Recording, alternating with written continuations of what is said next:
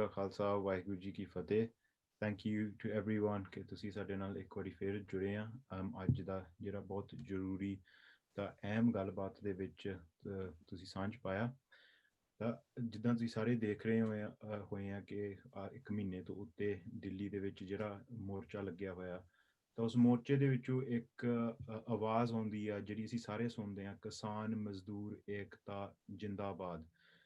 ਪਰ ਉਹ ਇੱਕ ਜਿਹੜੀ ਆਵਾਜ਼ ਆਉਂਦੀ ਆ, ਉਹਦੇ ਨਾਲ ਜਿਹੜੀ ਗੱਲਬਾਤ ਜੁੜੀ ਹੋਈ ਆ ਜਾਤ ਪਾਤ ਦੀ, ਤਾਂ ਜਾਤ ਪਾਤ ਦਾ ਜਿਹੜਾ ਦਬਾਅ ਆ ਸੰਸਾਰ ਦੇ ਵਿੱਚ ਬਣਿਆ ਹੋਇਆ, ਤਾਂ ਖਾਸ ਕਰਕੇ ਉਹਦਾ ਰੋਲ ਜਿਹੜਾ ਸਟੇਟ ਨਿਭਾਉਂਦੀ ਆ ਉਹ ਕੀ ਆ।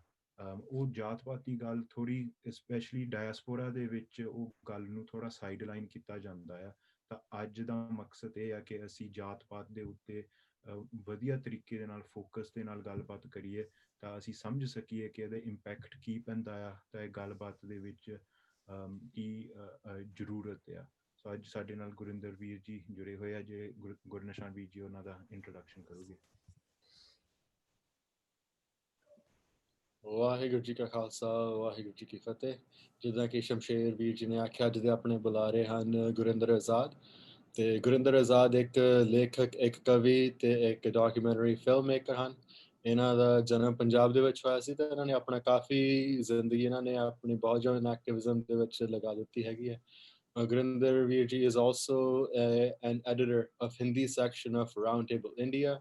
ਇਹਨਾਂ ਦੇ ਜਿਹੜੀਆਂ ਲੇਖਕਾਂ ਹੈਗੀਆਂ ਆ ਉਹ round table India, forward press ਤੇ ਸਿੱਖ ਸਿਆਸਤ ਦੇ ਵਿੱਚ ਵੀ ਛਾਪੀਆਂ ਗਈਆਂ ਨੇ। ਤੇ ਇਹਨਾਂ ਨੇ ਇੱਕ ਕਿਤਾਬ ਵੀ ਲਿਖੀ ਹੈ, ਕਵਿਤਾ ਦੀ ਕਿਤਾਬ, ਜਿਸ ਦਾ ਨਾਮ ਹੈ ਕੰਡੀਸ਼ਨਸ ਅਪਲਾਈ। ਤੇ ਇਹ ਅੱਜ ਕੱਲ ਦਿੱਲੀ ਦੇ ਵਿੱਚ ਰਹਿ ਰਹੇ ਨੇ। ਅਸੀਂ ਇਹਨਾਂ ਦਾ ਸਵਾਗਤ ਕਰਨਾ ਚਾਹੁੰਦੇ ਹਾਂ ਤੇ ਅਸੀਂ ਕਹਾਂਗੇ ਕਿ ਜੇ ਤੁਸੀਂ ਅੱਜ ਦੇ ਵਿਸ਼ੇ ਬਾਰੇ ਆਪਣੇ ਕੁਝ ਵਿਚਾਰ ਸੰਗਤਾਂ ਨਾਲ ਸਾਂਝੇ ਕਰ ਸਕਦੇ ਹੋ। ਪਹਿਲੀ ਤਾਂ ਪ੍ਰੇਮ ਭਰੀ ਸਭ ਨੂੰ ਸਤਿ ਸ਼੍ਰੀ ਅਕਾਲ। ਵਾਹਿਗੁਰੂ ਜੀ ਕਾ ਖਾਲਸਾ ਵਾਹਿਗੁਰੂ ਜੀ ਕੀ ਫਤਿਹ। ਅੱਜ ਦਾ ਜਿਹੜਾ ਵਿਸ਼ਾ ਹੈਗਾ ਗੰਭੀਰ ਹੈਗਾ ਤੇ ਬਹੁਤ, ਲੇਕਿਨ ਨਾਲ ਹੀ ਬਹੁਤ ਇੰਪੋਰਟੈਂਟ ਹੈਗਾ। ਜਿਹੜੀ ਆਪਾਂ ਇਸ ਸੰਦਰਭ ਦੇ ਵਿੱਚ ਜਿਹੜਾ ਕਿਸਾਨ ਮੋਰਚਾ ਲੱਗਿਆ ਹੋਇਆ ਹੈਗਾ ਸਿੰਘੂ ਬਾਰਡਰ ਤੇ, ਟਿਕਰੀ ਬਾਰਡਰ ਤੇ ਹੁਣ ਹੋਰ ਵੀ ਜਿਹੜੀਆਂ ਜਥੇਬੰਦੀਆਂ ਨੇ ਰਾਜਸਥਾਨ ਦੀ, ਉਹ ਰਾਜਸਥਾਨ ਦਿੱਲੀ ਦੇ ਬਾਰਡਰ ਦੇ ਉੱਤੇ ਖੜੋਤੀਆਂ ਨੇ। ਦਿੱਲੀ ਦੀ ਸਰਕਾਰ ਨੇ ਰੋਕਤਾ ਉੱਥੇ। ਉੱਤਰ ਪ੍ਰਦੇਸ਼ ਤੋਂ ਚੱਲੇ ਹੋਏ ਜਿਹੜੇ ਹੈਗੇ ਨੇ ਉਹਨਾਂ ਨੂੰ ਰੋਕ ਦਿੱਤਾ ਗਿਆ ਹੈ। ਤਾਂ ਇਸ ਤਰੀਕੇ ਨਾਲ ਆਪਾਂ ਦੇਖਦੇ ਹਾਂ ਕਿ ਜਿੰਨੇ ਵੀ ਰਸਤੇ ਦਿੱਲੀ ਨੂੰ ਆ ਰਹੇ ਹੈਗੇ ਨੇ, ਉੱਥੇ ਕਿਸਾਨ ਮੋਰਚੇ ਦੇ ਜਿਹੜੇ ਕਿਸਾਨ ਲੋਕ ਹੈਗੇ ਨੇ, ਉਹਦੇ 'ਚ ਸ਼ਿਰਕਤ ਕਰਨ ਵਾਲੇ ਲੋਕ ਨੇ, ਉਹਨਾਂ ਨੂੰ ਰੋਕਿਆ ਗਿਆ ਹੈ। ਲੇਕਿਨ ਸਭ ਤੋਂ ਪ੍ਰਮੁੱਖ ਗੱਲ ਇਹ ਹੈਗੀ ਹੈ ਕਿ ਪੰਜਾਬ ਨੇ ਜਿਹੜਾ ਇਨੀਸ਼ੀਏਟਿਵ ਲਿੱਤਾ ਹੈਗਾ, ਉਹ ਇੱਥੇ ਸਾਨੂੰ ਦਿਖਾਈ ਦੇ ਰਿਹਾ। ਉਹ ਨਾ ਕੇਵਲ ਭਾਰਤ ਦੇ ਉਹਦੇ 'ਚ, ਬਲਕਿ ਅੰਤਰਰਾਸ਼ਟਰੀ ਪੱਧਰ ਦੇ ਉੱਤੇ ਸਿਰ ਚੜ੍ਹ ਕੇ ਬੋਲ ਰਿਹਾ ਹੈਗਾ। ਲੇਕਿਨ ਇਹਦੇ 'ਚ ਜਿਸ ਤਰ੍ਹਾਂ ਤੁਸੀਂ ਬਹੁਤ ਹੀ ਮਾਰਕੇ ਦੀ ਗੱਲ ਕੀਤੀ ਹੈਗੀ ਕਿ ਇਹ ਕਿਸਾਨ ਮਜ਼ਦੂਰ ਏਕਤਾ ਜਿਹੜਾ ਨਾਰਾ ਲੱਗ ਰਿਹਾ ਹੈਗਾ, ਬਹੁਤ ਜ਼ਿਆਦਾ ਆਈ ਥਿੰਕ ਕਿ ਕਿਸਾਨ ਤੇ ਮਜ਼ਦੂਰ ਦੋ ਅਲੱਗ-ਅਲੱਗ ਧਿਰਾਂ ਹੈਗੀਆਂ। ਕਿਸਾਨ ਦੇ ਕੋਲ ਜ਼ਾਹਿਰ ਹੈ ਜ਼ਮੀਨ ਹੈ, ਉਹ ਭਾਵੇਂ ਘੱਟ ਹੈ ਜਾਂ ਵੱਧ ਹੈ, ਤੇ ਮਜ਼ਦੂਰ ਜਿਹੜਾ ਹੈਗਾ ਉਹ ਇੱਕ ਖੇਤ ਮਜ਼ਦੂਰ ਹੈ। ਇਹ ਦੋ ਰਿਐਲਿਟੀਜ਼ ਹੈਗੀਆਂ ਨੇ ਜਿਹੜੀਆਂ ਕਿ ਡਿਫਰੈਂਸ਼ੀਏਟ ਕਰਦੀਆਂ ਹੈਗੀਆਂ ਸਿਚੁਏਸ਼ਨ ਨੂੰ। ਉਹਨਾਂ ਦੀ ਜਿਹੜੀ ਹੋਣੀ ਹੈ ਇਸ ਮੋਰਚੇ ਤੋਂ ਬਾਹਰ, ਜਿਹੜੀ ਜ਼ਿੰਦਗੀ, ਜਿਹੜੀ ਇੱਕ ਨੋਰਮਲ ਜ਼ਿੰਦਗੀ ਹੈਗੀ ਹੈ, ਉਹਦੇ 'ਚ ਦੋਨਾਂ ਦੀ ਜਿਹੜੀ ਸ਼ਿਰਕਤ ਹੈਗੀ ਆ, ਉਹ ਜ਼ਿੰਦਗੀ ਨੂੰ ਕਬੂਲ ਕਰਨ ਦੀ ਤੇ ਜ਼ਿੰਦਗੀ ਨੂੰ ਆਪਣੀ ਹੈਸੀਅਤ ਦੇ ਨਾਲ ਅੱਗੇ ਤੋਰਨ ਦੀ, ਉਹਦੇ 'ਚ ਕਾਫੀ ਜ਼ਿਆਦਾ ਫਰਕ ਹੈ। ਉਹ ਫਰਕ ਇਸ ਕਰਕੇ ਹੈਗਾ ਕਿਉਂਕਿ ਜਿਹੜਾ ਜ਼ਾਤ ਦਾ ਮਸਲਾ ਹੈਗਾ ਉਹ ਬਣਿਆ ਹੋਇਆ ਹਲੇ ਵੀ। ਉਹ ਪੰਜਾਬ 'ਚ ਵੀ ਹੈ ਤੇ ਉਹ ਸਾਊਥ ਏਸ਼ੀਅਨ ਜਿਹੜਾ ਪੂਰਾ ਖਿੱਤਾ ਹੈਗਾ ਸਾਊਥ ਏਸ਼ੀਆ ਦਾ, ਉਹਦੇ 'ਚ ਬਣਿਆ ਹੋਇਆ ਹੈਗਾ। ਤੇ ਇਹ ਜਿਹੜਾ ਹੈਗਾ, ਆਪਾਂ ਇਹਦੇ ਬਾਰੇ ਅੱਗੇ ਗੱਲ ਕਰਾਂਗੇ। ਤਾਂ ਇਹ ਵਰਤਾਰਾ ਜਿਹੜਾ ਹੈਗਾ ਇਹ ਅੱਜ ਦਾ ਨਹੀਂ ਹੈਗਾ, ਨਾ ਇਹ ਪਿਛਲੇ 70 ਸਾਲ ਦਾ ਹੈਗਾ। ਇਹ ਵਰਤਾਰਾ ਜਿਹੜਾ ਹੈਗਾ ਸੈਂਚੁਰੀਜ਼ ਓਲਡ ਹੈਗਾ। And everybody is aware of it that the Brahmin empire is ruling India now। ਤਾਂ ਇਸੇ ਤਰ੍ਹਾਂ ਦਾ ਜਿਹੜਾ ਜਾਤ ਦਾ ਜਿਹੜਾ ਇੱਕ ਗੁਮਾਨ ਹੈਗਾ, ਉਸੇ ਤਰੀਕੇ ਨਾਲ ਉਹ ਪਾਕਿਸਤਾਨ 'ਚ ਵੀ ਹੈਗਾ, ਉਹ ਬੰਗਲਾਦੇਸ਼ 'ਚ ਵੀ ਹੈਗਾ, ਉਹ ਨੇਪਾਲ 'ਚ ਵੀ ਹੈਗਾ, ਤੇ ਸ਼੍ਰੀਲੰਕਾ 'ਚ ਵੀ ਹੈਗਾ। ਉਹ ਇਸ ਤਰ੍ਹਾਂ ਦਾ ਜਿਹੜਾ ਵਰਤਾਰਾ ਹੈਗਾ ਉਹ ਇਸ ਕਰਕੇ ਸਾਊਥ ਏਸ਼ੀਅਨ ਖਿੱਤੇ ਦਾ ਇੱਕ ਬਣ ਗਿਆ ਹੈਗਾ। ਭਾਰਤ ਦੇ ਵਿੱਚ ਵੀ ਇਹਦੀ ਜਿਹੜੀ ਹੈਗੀ ਹੈ ਜਿਹੜੀ ਜੜ੍ਹਾਂ ਹੈਗੀਆਂ ਉਹ ਪੁਰਾਣੀਆਂ ਨੇ ਉਸੇ ਤਰ੍ਹਾਂ ਨਾਲ। ਤੇ ਇਹ ਜਿਹੜੀ ਸਮੱਸਿਆ ਹੈਗੀ ਹੈ, ਡਾਕਟਰ BR ਅੰਬੇਡਕਰ ਸਾਹਿਬ ਨੇ ਕਿਹਾ ਸੀਗਾ ਕਿ ਜੇਕਰ ਆਉਣ ਵਾਲੇ ਸਮੇਂ ਦੇ ਵਿੱਚ ਜੇਕਰ ਇਹ ਇੱਥੇ ਦਾ ਜਿਹੜਾ ਬ੍ਰਾਹਮਣ ਵਰਗ ਹੈਗਾ ਜਾਂ ਉੱਚ ਵਰਗ ਜਿਹਨੂੰ ਕਿਹਾ ਜਾਂਦਾ ਹੈਗਾ, ਉਹ ਜੇਕਰ ਬਾਹਰਲੇ ਦੇਸ਼ਾਂ ਜਾਏਗਾ ਤੇ ਆਪਣੀ ਜਾਤ ਨੂੰ ਨਾਲ ਲੈ ਕੇ ਜਾਏਗਾ ਤੇ ਜਾਤ ਦੀ ਸਮੱਸਿਆ ਜਿਹੜੀ ਹੈਗੀ ਵਿਸ਼ਵ ਵਿਆਪੀ ਸਮੱਸਿਆ ਬਣ ਜਾਏਗੀ। ਉਹਨਾਂ ਦੇ ਆਪਣੇ ਨੈਰੇਟਿਵਸ ਨੇ ਇਸ ਨੂੰ ਜਿਹੜਾ ਉਹਨਾਂ ਨੇ ਕੰਸਟਰਕਟ ਕੀਤਾ ਹੈਗਾ, ਐਸਟੈਬਲਿਸ਼ ਕੀਤਾ ਹੈ, ਫਿਰ ਮੇਨਟੇਨ ਕੀਤਾ ਹੈਗਾ, ਤੇ ਉਸ ਤੋਂ ਬਾਅਦ ਜਿਹੜੇ ਹੈਗੇ ਉਹ ਨੈਰੇਟਿਵ ਹੋਰ ਕਈ ਸਾਰੇ ਹੈਗੇ ਨੇ ਜਿਹਦੀ ਆਪਾਂ ਅੱਗੇ ਚਰਚਾ ਕਰਦੇ ਰਵਾਂਗੇ, ਜਿਸ ਦੇ ਕਰਕੇ ਇਹ ਇੱਕ ਸਥਾਈ ਰੂਪ ਲੈ ਲੈਂਦੀ ਹੈ। ਕਿਸੇ ਵੀ ਇਨਸਾਨ ਦੇ ਲਈ ਜਿਹੜਾ ਹੈਗਾ ਉਹਦੇ ਲਈ ਰੋਟੀ ਕੱਪੜਾ ਮਕਾਨ ਦੀ ਤਾਂ ਜ਼ਰੂਰਤ ਹੈ ਹੀ ਹੈ। ਉਸਦੇ ਨਾਲ ਜਿਹੜੀਆਂ ਅੱਜ ਦੀ ਸਿਚੁਏਸ਼ਨ ਦੇ ਹਿਸਾਬ ਨਾਲ ਜਿਹੜਾ ਇੱਕ ਵਰਤਾਰਾ ਹੈਗਾ ਸਟੇਟ ਦਾ, ਉਹਦੇ 'ਚ 3 ਚੀਜ਼ਾਂ ਹੋਰ ਨਾਲ ਜੁੜ ਜਾਂਦੀਆਂ ਹੈਗੀਆਂ। ਪਹਿਲੀ ਹੈਗੀ ਹੈ ਸਿੱਖਿਆ, ਤੇ ਦੂਜਾ ਹੈਗਾ ਡਿਗਨੀਫਾਈਡ ਲਾਈਫ, ਰਿਸਪੈਕਟਫੁਲ ਡਿਗਨਿਟੀ ਯਾਨੀ ਕਿ, ਤੇ ਤੀਜਾ ਮਸਲਾ ਹੈਗਾ security the, safety and security. ਤੇ ਇਹ ਮਸਲੇ ਹੈਗੇ ਨੇ, ਇਹ 6 ਦੇ 6 ਜਿਹੜੇ ਮਸਲੇ ਹੈਗੇ ਨੇ, ਰੋਟੀ ਕੱਪੜਾ ਮਕਾਨ, ਸਿੱਖਿਆ, ਸਿਕਿਉਰਿਟੀ ਤੇ ਆਪਣੇ ਇਹ ਜਿੰਨੇ ਵੀ 6 ਮਸਲੇ ਹੈਗੇ ਨੇ, ਇਹਨਾਂ ਦੇ ਇਹ 6 ਤੋਂ ਹੀ ਵਾਂਝਾ ਜਿਹੜਾ ਹੈਗਾ ਸਮਾਜ ਇੱਕ ਵਿਚਰ ਰਿਹਾ ਹੈਗਾ, ਜਿਸ ਦਾ ਕਿ ਕਾਸ਼ੀ ਰਾਮ ਜੀ ਜਿਸ ਨੂੰ ਕਹਿੰਦੇ ਨੇ ਕਿ 85% ਜਿਹੜੇ ਲੋਕ ਨੇ ਉਹ ਅੰਡਰ ਪ੍ਰਿਵਿਲੇਜ ਹੈਗੇ ਨੇ, ਜਿਨ੍ਹਾਂ ਨੂੰ ਨਾ ਕੇਵਲ ਇਸ ਤੋਂ ਸਹੂਲਤਾਂ ਤੋਂ ਦੂਰ ਰੱਖਿਆ ਗਿਆ, ਬਲਕਿ ਉਹਨਾਂ ਨੂੰ ਉੱਚ ਵਰਗ ਦੀ ਸੇਵਾ ਦੇ ਲਈ ਜਿਹੜਾ ਹੈਗਾ ਰਾਖਵਾਂ ਕੀਤਾ ਹੋਇਆ। ਤਾਂ ਉਹ ਸਟਰਗਲ ਜਿਹੜੀ ਹੈਗੀ ਹੈ ਉਹ ਬਹੁਤ ਪੁਰਾਣੀ ਹੈ। ਮੈਂ ਇਸ ਨੂੰ ਸਿੱਖ ਪੰਥ ਦੀ ਜਿਹੜੀ ਵਿਰਾਸਤ ਹੈਗੀ ਹੈ ਗੁਰੂ ਨਾਨਕ ਪਾਤਸ਼ਾਹ ਤੋਂ ਜਿਹੜੀ ਹੁੰਦੀ ਹੈਗੀ ਹੈ, ਤੇ ਇਸ ਤੋਂ ਪਹਿਲਾਂ ਕਬੀਰ ਸਾਹਿਬ ਨੇ, ਰਵਿਦਾਸ ਮਹਾਰਾਜ ਨੇ, ਤੇ ਸਾਰਿਆਂ ਦੀ ਬਾਣੀ ਗੁਰੂ ਗ੍ਰੰਥ ਸਾਹਿਬ 'ਚ ਦਰਜ ਹੈਗੀ ਹੈ।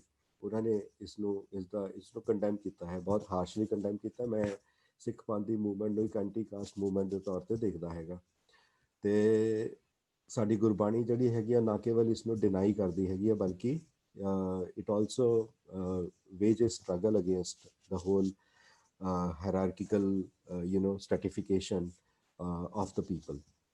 ਤਾਂ ਇੱਥੇ ਵੀ ਜਿਹੜਾ ਹੈਗਾ ਇਹ ਆਪਾਂ ਕਿਸਾਨ ਮਜ਼ਦੂਰ ਏਕਤਾ ਦੇ ਵਿੱਚ ਜਿਹੜੀ ਆਪਾਂ ਚੀਜ਼ ਦੇਖ ਰਹੇ ਹਾਂ, ਇਹ ਪੰਜਾਬ ਦੇ ਸੰਦਰਭ ਤੋਂ ਇਹ ਲੋਕ ਇਕੱਠੇ ਹੈਗੇ ਨੇ, ਬੇਸ਼ੱਕ ਇਕੱਠੇ ਹੈਗੇ ਨੇ, ਲੇਕਿਨ ਫਿਰ ਵੀ ਸਾਨੂੰ ਇਹ ਕਹਿ ਕੇ ਕਿ ਕਿਸੇ ਚੀਜ਼ ਦੇ ਉੱਤੇ ਕੱਪੜਾ ਪਾ ਕੇ ਆਪਾਂ ਕਹੀਏ ਕਿ ਇਹਦੇ ਥੱਲੇ ਕੁਝ ਨਹੀਂ ਹੈਗਾ, we are just pushing the dust under the carpet, ਤਾਂ ਉਹ ਚੀਜ਼ ਠੀਕ ਨਹੀਂ ਹੈਗੀ ਹੈ।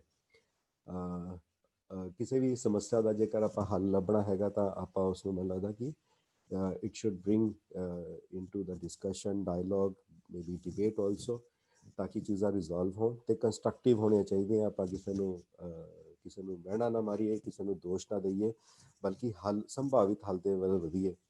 ਇਹ ਇੱਕ ਸਾਡਾ ਇੱਕ ਹੋਣਾ ਚਾਹੀਦਾ। ਮੈਂ ਪੰਜਾਬ ਦੀ ਮਿੱਟੀ, ਜਿੱਥੇ ਮੈਂ ਪੈਦਾ ਹੋਇਆ, ਜਿੱਥੇ ਮੈਂ ਪੜ੍ਹਿਆ ਹੈਗਾ ਤੇ ਜਿੱਥੇ ਮੈਂ ਬਹੁਤ ਕੁਛ ਸਿੱਖਿਆ ਹੈਗਾ, ਉੱਥੇ ਦੀ ਮਿੱਟੀ ਦਾ ਕਰਜ਼ ਜਿਹੜਾ ਹੈਗਾ ਸਾਡਾ ਸਭ ਦਾ, ਸਾਨੂੰ ਸਭ ਨੂੰ ਅਦਾ ਕਰਨਾ ਹੈਗਾ। ਲੇਕਿਨ ਉਹ ਜ਼ਿੰਮੇਵਾਰੀ ਸਿਰਫ ਇਕੱਲੇ ਦਲਿਤਾਂ ਦੀ ਨਹੀਂ ਹੈਗੀ ਹੈ, ਜਾਂ ਉਹ ਇਕੱਲੇ ਕਿਸੇ ਹੋਰ ਜਾਤਾਂ ਦੀ ਨਹੀਂ ਹੈਗੀ ਹੈ, ਨਿਮਾਣੀਆਂ ਜਾਤਾਂ ਜਿਹਨੂੰ ਕਿਹਾ ਜਾਂਦਾ ਹੈਗਾ ਉਹਨਾਂ ਦੀ ਨਹੀਂ ਹੈਗੀ ਹੈ। ਇਹ ਸਮੁੱਚੇ ਐਫਰਟ ਦੀ ਇਸ ਦੇ ਲਈ ਲੋੜ ਹੈਗੀ ਹੈ। ਮੈਨੂੰ ਲੱਗਦਾ ਕਿ ਇਹ ਪ੍ਰਾਪਤੀ ਹੈ ਕਿ ਕਿਸਾਨ ਮਜ਼ਦੂਰ ਏਕਤਾ ਬਣੀ ਹੈ ਉੱਥੇ, ਲੇਕਿਨ ਇਹ ਕਿ ਅੱਗੇ ਚੱਲ ਕੇ ਡਿਸਕਸ਼ਨ ਜਿਸ ਦੀ ਮੈਂ ਗੱਲ ਕੀਤੀ ਹੈ, ਡਾਇਲੋਗ ਇਸ ਦੇ ਦਰਵਾਜ਼ੇ ਖੋਲ੍ਹੇਗੀ। ਇਹ ਇੱਕ ਹਲੇ ਭਵਿੱਖ ਦੇ it's lying in the warm of future, let us C what happen. ਲੇਕਿਨ ਮੁਬਾਰਕ ਗੱਲ ਇਹ ਵੀ ਹੈਗੀ ਹੈ ਕਿ ਆਲਰੇਡੀ ਇਸ ਤਰ੍ਹਾਂ ਦੀਆਂ ਜਿਹੜੀਆਂ ਚੀਜ਼ਾਂ ਹੈਗੀਆਂ ਪੰਜਾਬ 'ਚ ਚੱਲ ਰਹੀਆਂ ਹੈਗੀਆਂ ਨੇ, ਜਿਹਦੇ 'ਚ ਲੋਕ ਜਿਹੜੇ ਹੈਗੇ ਨੇ ਅਲੱਗ-ਅਲੱਗ ਖਿੱਤਿਆਂ ਤੋਂ, ਅਲੱਗ-ਅਲੱਗ ਪਰਿਵੇਸ਼ ਤੋਂ, ਅਲੱਗ-ਅਲੱਗ ਜਾਤਾਂ 'ਚੋਂ ਉੱਠ ਕੇ ਪੰਜਾਬ ਦੀ ਗੱਲ ਕਰ ਰਹੇ ਨੇ, ਇਨਸਾਨੀਅਤ ਦੀ ਗੱਲ ਕਰ ਰਹੇ ਨੇ, ਗੁਰੂਆਂ ਦੇ ਦੱਸੇ ਹੋਏ ਮਾਰਗ ਦੀ ਗੱਲ ਕਰ ਰਹੇ ਨੇ, ਉਹਨਾਂ ਦੇ ਉੱਤੇ ਪਹਿਰਾ ਦੇਣ ਦੀ ਗੱਲ ਕਰ ਰਹੇ ਹੈਗੇ ਨੇ। ਇਹ ਮੁਬਾਰਕ ਗੱਲ ਹੈ। ਤਾਂ ਇਸ ਕਿਸਾਨ ਮੋਰਚਾ ਤੋਂ ਪਹਿਲਾਂ ਹੀ ਜਿਹੜਾ ਹੈਗਾ ਇਸ ਤਰ੍ਹਾਂ ਦੀ ਗੱਲ ਚੱਲ ਰਹੀ ਹੈਗੀ ਹੈ। ਇਹ ਕੁਝ ਚੀਜ਼ਾਂ ਹੈਗੀਆਂ ਨੇ ਜਿਹੜੀ ਕਿ ਮੂਵ ਕਰਵਾਉਂਦੀਆਂ ਸਾਨੂੰ ਕਿ ਆਪਾਂ ਆਪਟੀਮਿਸਟ ਰਹੀਏ, ਪੈਸਿਮਿਸਟ ਨਾ ਹੋਈਏ। ਅਸੀਂ ਫਿਊਚਰ ਦੇ ਵਿੱਚ ਡੈਫੀਨੇਟਲੀ ਅਸੀਂ ਬਹੁਤ ਕੁਝ ਕਰ ਸਕਦੇ ਹਾਂ। ਪੰਜਾਬ ਦੀ ਧਰਤੀ ਬਹੁਤ ਪੋਟੈਂਸ਼ੀਅਲ ਹੈ ਇਸ ਦੇ ਵਿੱਚ, ਇਹਦੇ ਵਿੱਚ ਕੁਰਬਾਨੀਆਂ ਬੇਸ਼ੁਮਾਰ ਨੇ। ਇਹਦੇ 'ਚ ਸੱਚ ਦੇ ਉੱਤੇ ਪਹਿਰਾ ਦੇਣ ਦੇ ਲਈ ਇੱਕ ਲਗਾਤਾਰ ਸੰਘਰਸ਼ ਹੈ। ਤਾਂ I think this is remarkable. So I am just looking at the optimistic side of it so that we can throw the light on several problems in the light of Guru Granth Sahib, in the light of what our forefathers have done in the past. So let us take the Kaurva forward. ਤਾਂ ਇੱਥੇ ਇਸ ਅੰਦੋਲਨ 'ਚ ਮੈਨੂੰ ਉਹਦੇ ਸਾਰੇ shades ਨਜ਼ਰ ਆਏ ਨੇ। ਮੈਨੂੰ ਇੱਥੇ ਜਾਤ ਪਾਤ ਦਾ ਕੋਈ ਮੈਨੂੰ ਸਵਰੂਪ ਜਿਹੜਾ ਹੈਗਾ ਨਹੀਂ ਦਿਖਿਆ ਹੈਗਾ ਹਾਲੇ ਤੱਕ। ਮੈਂ ਲਗਾਤਾਰ ਇੱਥੇ ਬਣਿਆ ਹੋਇਆ ਜਿਸ ਤਰ੍ਹਾਂ ਦਾ ਵਰਤਾਰਾ ਹੈਗਾ ਬੜਾ ਅਲੌਕਿਕ ਨਜ਼ਾਰਾ ਹੈਗਾ। ਮਜ਼ਦੂਰ ਹੈਗੇ ਨੇ ਉੱਥੇ, ਕਿਸਾਨ ਹੈਗੇ ਨੇ ਉੱਥੇ, ਅਤੇ ਉਹਨਾਂ ਨੂੰ ਸਪੋਰਟ ਕਰਨ ਦੇ ਲਈ ਬਹੁਤ ਸਾਰੇ ਲੋਕ ਹੋਰ ਹੈਗੇ ਨੇ ਉੱਥੇ।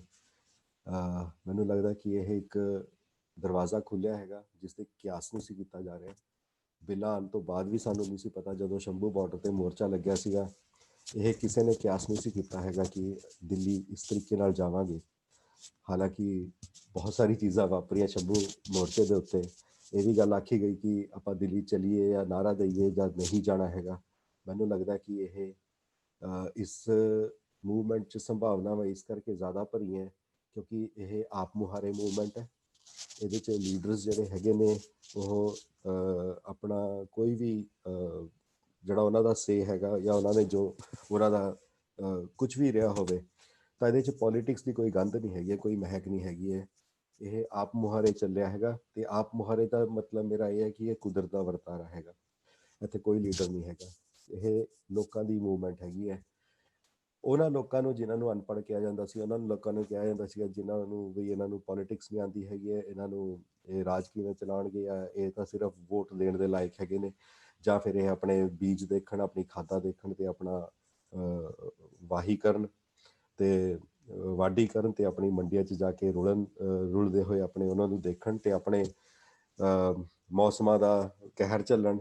ਕੋਈ ਸਟੇਟ ਵੱਲੋਂ ਕੋਈ ਆ ਗਈ ਰਾਹਤ ਤਾਂ ਠੀਕ ਹੈ, ਨਹੀਂ ਆਈ ਤਾਂ ਨਾ ਸਹੀ, ਉਹਦੇ 'ਚ ਹੀ ਆਪਣੇ ਰਹਿਣ। 'ਤੇ ਉਹਨਾਂ ਨੇ ਅੱਜ ਦਿਖਾਤਾ ਕਿ ਅਸੀਂ ਵੀ ਪੜ੍ਹੇ ਲਿਖਿਆਂ ਨੇ ਤਾਂ ਮੈਨੂੰ ਨਹੀਂ ਲੱਗਦਾ ਕੁਛ ਇੱਥੇ ਕੋਈ ਬਹੁਤੀ ਭੂਮਿਕਾ ਨਿਭਾਈ ਹੈ ਹਾਲੇ ਤੱਕ।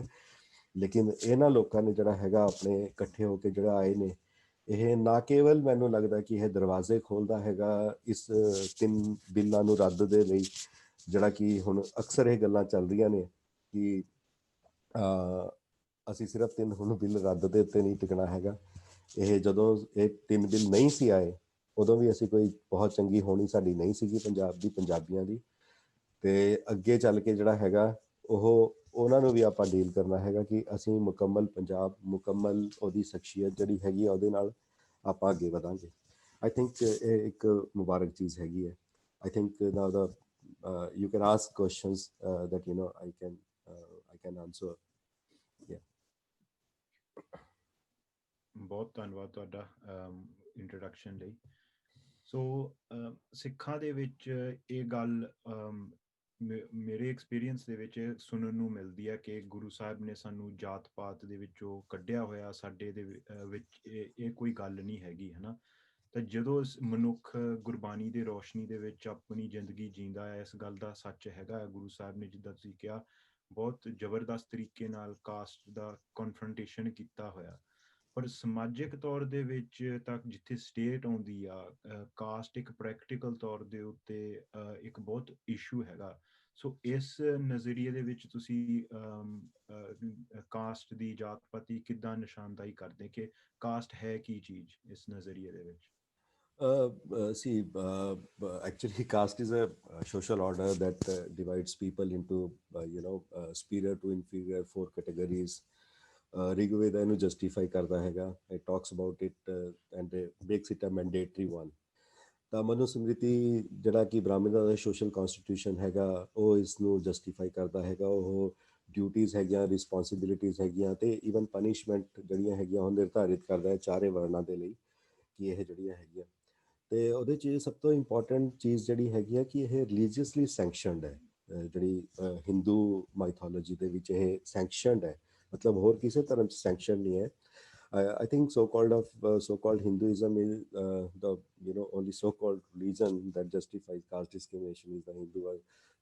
Although it's superior, ਜਿਹੜੇ ਬ੍ਰਾਹਮਣ ਹੈਗੇ ਨੇ, ਇਹ ਕੋਈ ਵੀ ਰੀਜ਼ਨ ਦਿੰਦੇ ਹੈਗੇ ਨੇ ਇਹਦੇ ਲਈ ਕਿ ਇਹਨਾਂ ਮਤਲਬ ਮੁਗਲਾਂ ਨੇ ਛੇੜਛਾੜ ਕੀਤੀ ਸਾਡੀ ਸਕ੍ਰਿਪਚਰਸ ਦੇ ਨਾਲ ਜਾਂ ਫਿਰ ਬ੍ਰਿਟਿਸ਼ਰਸ ਨੇ ਛੇੜਛਾੜ ਕੀਤੀ, ਲੇਕਿਨ ਜੋ ਵੀ ਹੈ ਇਹ in this social order for superior from superior to inferior, at the top is Brahmin, who are the educators, priests. Then next is the Kshatriyas, who are alleged warriors and who has responsibility to protect the regime. And next are the Vaishyas, who are the merchant class. And next is the last one is the Shudras, whose duty is to serve all the above three sections of society.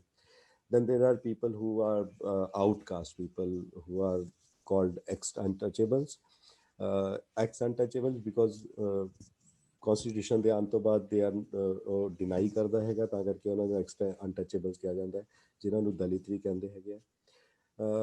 ਤਾਂ ਇਹ ਜਿਹੜੀਆਂ ਜਿਹੜੇ ਤਿੰਨ ਜਿਹੜੇ ਸਭ ਤੋਂ ਉੱਪਰ ਬੈਠੇ ਨੇ ਉਹਨਾਂ ਨੂੰ ਦਵਿਜਾ ਵੀ ਕਿਹਾ ਜਾਂਦਾ ਹੈਗਾ, ਮਤਲਬ ਕਿ twice born. I don't know ਕਿ how it makes them extraordinary, but anyhow as per Manusmriti ਜਿਹੜਾ ਹੈਗਾ, as per ਜਿਹੜੇ ਵੇਦ ਹੈਗੇ ਨੇ, ਜਿਹੜਾ ਸ਼ੂਦਰਾ ਜਿਹੜਾ ਹੈਗਾ ਉਹ ਸ਼ੂਦਰਾ cannot get education, cannot have property, cannot enter a temple and worship God, cannot deny the work given to him, and several other restrictions are there. They are told to live with or follow. Once a person is born in one order or in one caste, it cannot shift to other social order. There are more than 6,000 castes across India. Shudras are usually called the other backward classes or caste. However, in today's India, possibly, I mean, one scheduled caste in one state may be considered as OBC also, and in other it could be a scheduled caste or Dalit. So it's a bit of a complex kind of a system they have built.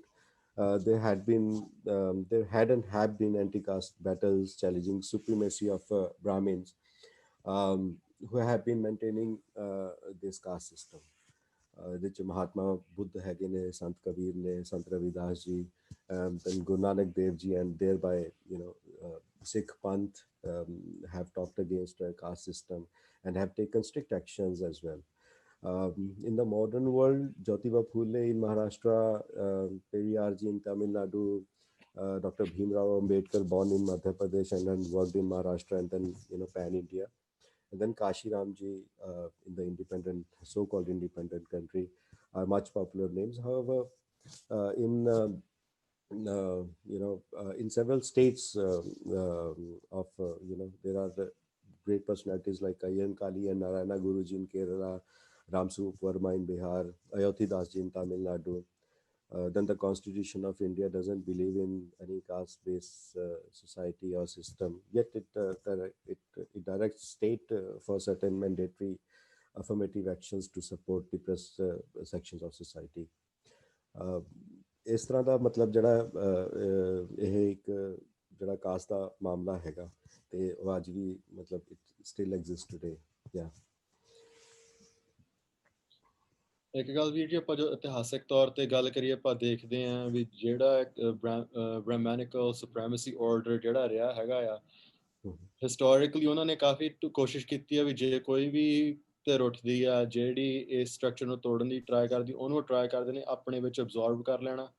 ਜੇ ਉਹਨਾਂ ਨੂੰ ਲੱਗਦਾ ਵੀ ਉਹ absorb ਨਹੀਂ ਕਰ ਸਕਦੇ ਤਾਂ ਉਹ ਆਪਣੇ ਆਪ ਨੂੰ ਉਹਨਾਂ ਦੇ ਸਿਸਟਮਸ ਦੇ ਵਿੱਚ ਇਨਸਰਟ ਕਰ ਲੈਂਦੇ। ਜਿਵੇਂ ਕਿ ਜਦੋਂ ਮੁਗਲ ਆਏ ਸੀਗੇ, ਉਹਨਾਂ ਨੇ ਆਪਣੇ ਆਪ ਨੂੰ ਉਹਨਾਂ ਦੇ ਇਨਸਰਟ ਕਰ ਲਿਆ ਤਾਂ ਕਿ ਉਹ ਹਾਇਰਾਰਕੀਜ਼ ਮੇਨਟੇਨਡ ਰਹਿਣ, ਤੇ ਵੱਖ-ਵੱਖ ਹੋਰ ਜਿਹੜੇ ਗਰੁੱਪਸ ਜਿਹਨਾਂ ਦੇ ਵਿੱਚ ਪਹਿਲਾਂ ਜਾਂ ਨਹੀਂ ਸੀ ਜਾਂ ਘੱਟ ਸੀ, ਉਹਨਾਂ ਦੇ ਵਿੱਚ ਵੀ ਵਧਣ ਫੁੱਲਣ। ਜਦੋਂ ਆਪਾਂ ਇੰਡੀਅਨ ਨੇਸ਼ਨ ਬਿਲਡਿੰਗ ਜਾਂ ਸਟੇਟ ਬਿਲਡਿੰਗ ਪ੍ਰੋਜੈਕਟ ਦੀ ਗੱਲ ਕਰਦੇ ਹੈਗੇ ਆ, ਉਸ ਚੀਜ਼ ਦੇ ਵਿੱਚ ਇਹ ਜਿਹੜਾ ਬ੍ਰਾਹਮਣ ਸੁਪਰੈਮੇਸੀ ਹੈਗੀ ਆ ਤੇ ਰੋਲ ਆਫ ਕਾਸਟ, ਇਹ ਸਟੇਟ ਬਿਲਡਿੰਗ ਪ੍ਰੋਜੈਕਟ ਦੇ ਵਿੱਚ ਇਹਦਾ ਰੋਲ ਕੀ ਰਿਹਾ ਸੀ? ਇਹਦੇ 'ਚ ਸੀ we have to go a little before. After the Battle of Plassey in 1757, where Clive defeated Sirajuddaula with the help of upper caste, especially Brahmins, caste supremacy as a project was initiated just after that, actually. Brahmin could not exercise its supremacy in the regime of Mughals for several years, 700-800 years. So they helped Britishers to wage a war against them. So Brahmins partnered with the British government and did arrangements, for study for especially their sons in the Hindu College of Calcutta to learn English and uh, administrative skills from 1818 onwards. Right to admission in the college was exclusively there in the hands of, it was for the Brahmin male youth only, not even female were allowed. So Britishers who wish to rule India, these educated Brahmins accompanied Britishers wherever they went, and they wrote history books or helped British historians defining other castes, especially lower castes, from their own perspective of hating them. So until in 1857, in the first battle against British regime, these processes were in the full swing. लेकिन ਆਪਾਂ ਉਸ ਤੋਂ ਬਾਅਦ ਆਪਾਂ ਦੇਖਦੇ ਹਾਂ ਕਿ the Brahmins started thinking of getting rid of the Britishers, as they started opening schools for the for low caste also. So Jyotiba Phule, who studied in the British school, he and his wife Savitribai Phule waged a war against Brahminical supremacy in Pune district, which was called the hub of the Brahmins at that time. He wrote a letter to the Duncan Commission for the education of lower caste, depressed caste, and Baba Sahib Ambedkar also started building conversation with the Britishers in the early 20s till 1950. He was doing it. During that period, only nationalism was born by Brahmins and upper caste. And Raja Ram Mohan Rai, Bankim Chandra Chatterjee, Aurobindo Ghosh, Bal Gangadhar Tilak played a vital role in knitting the web of nationalism.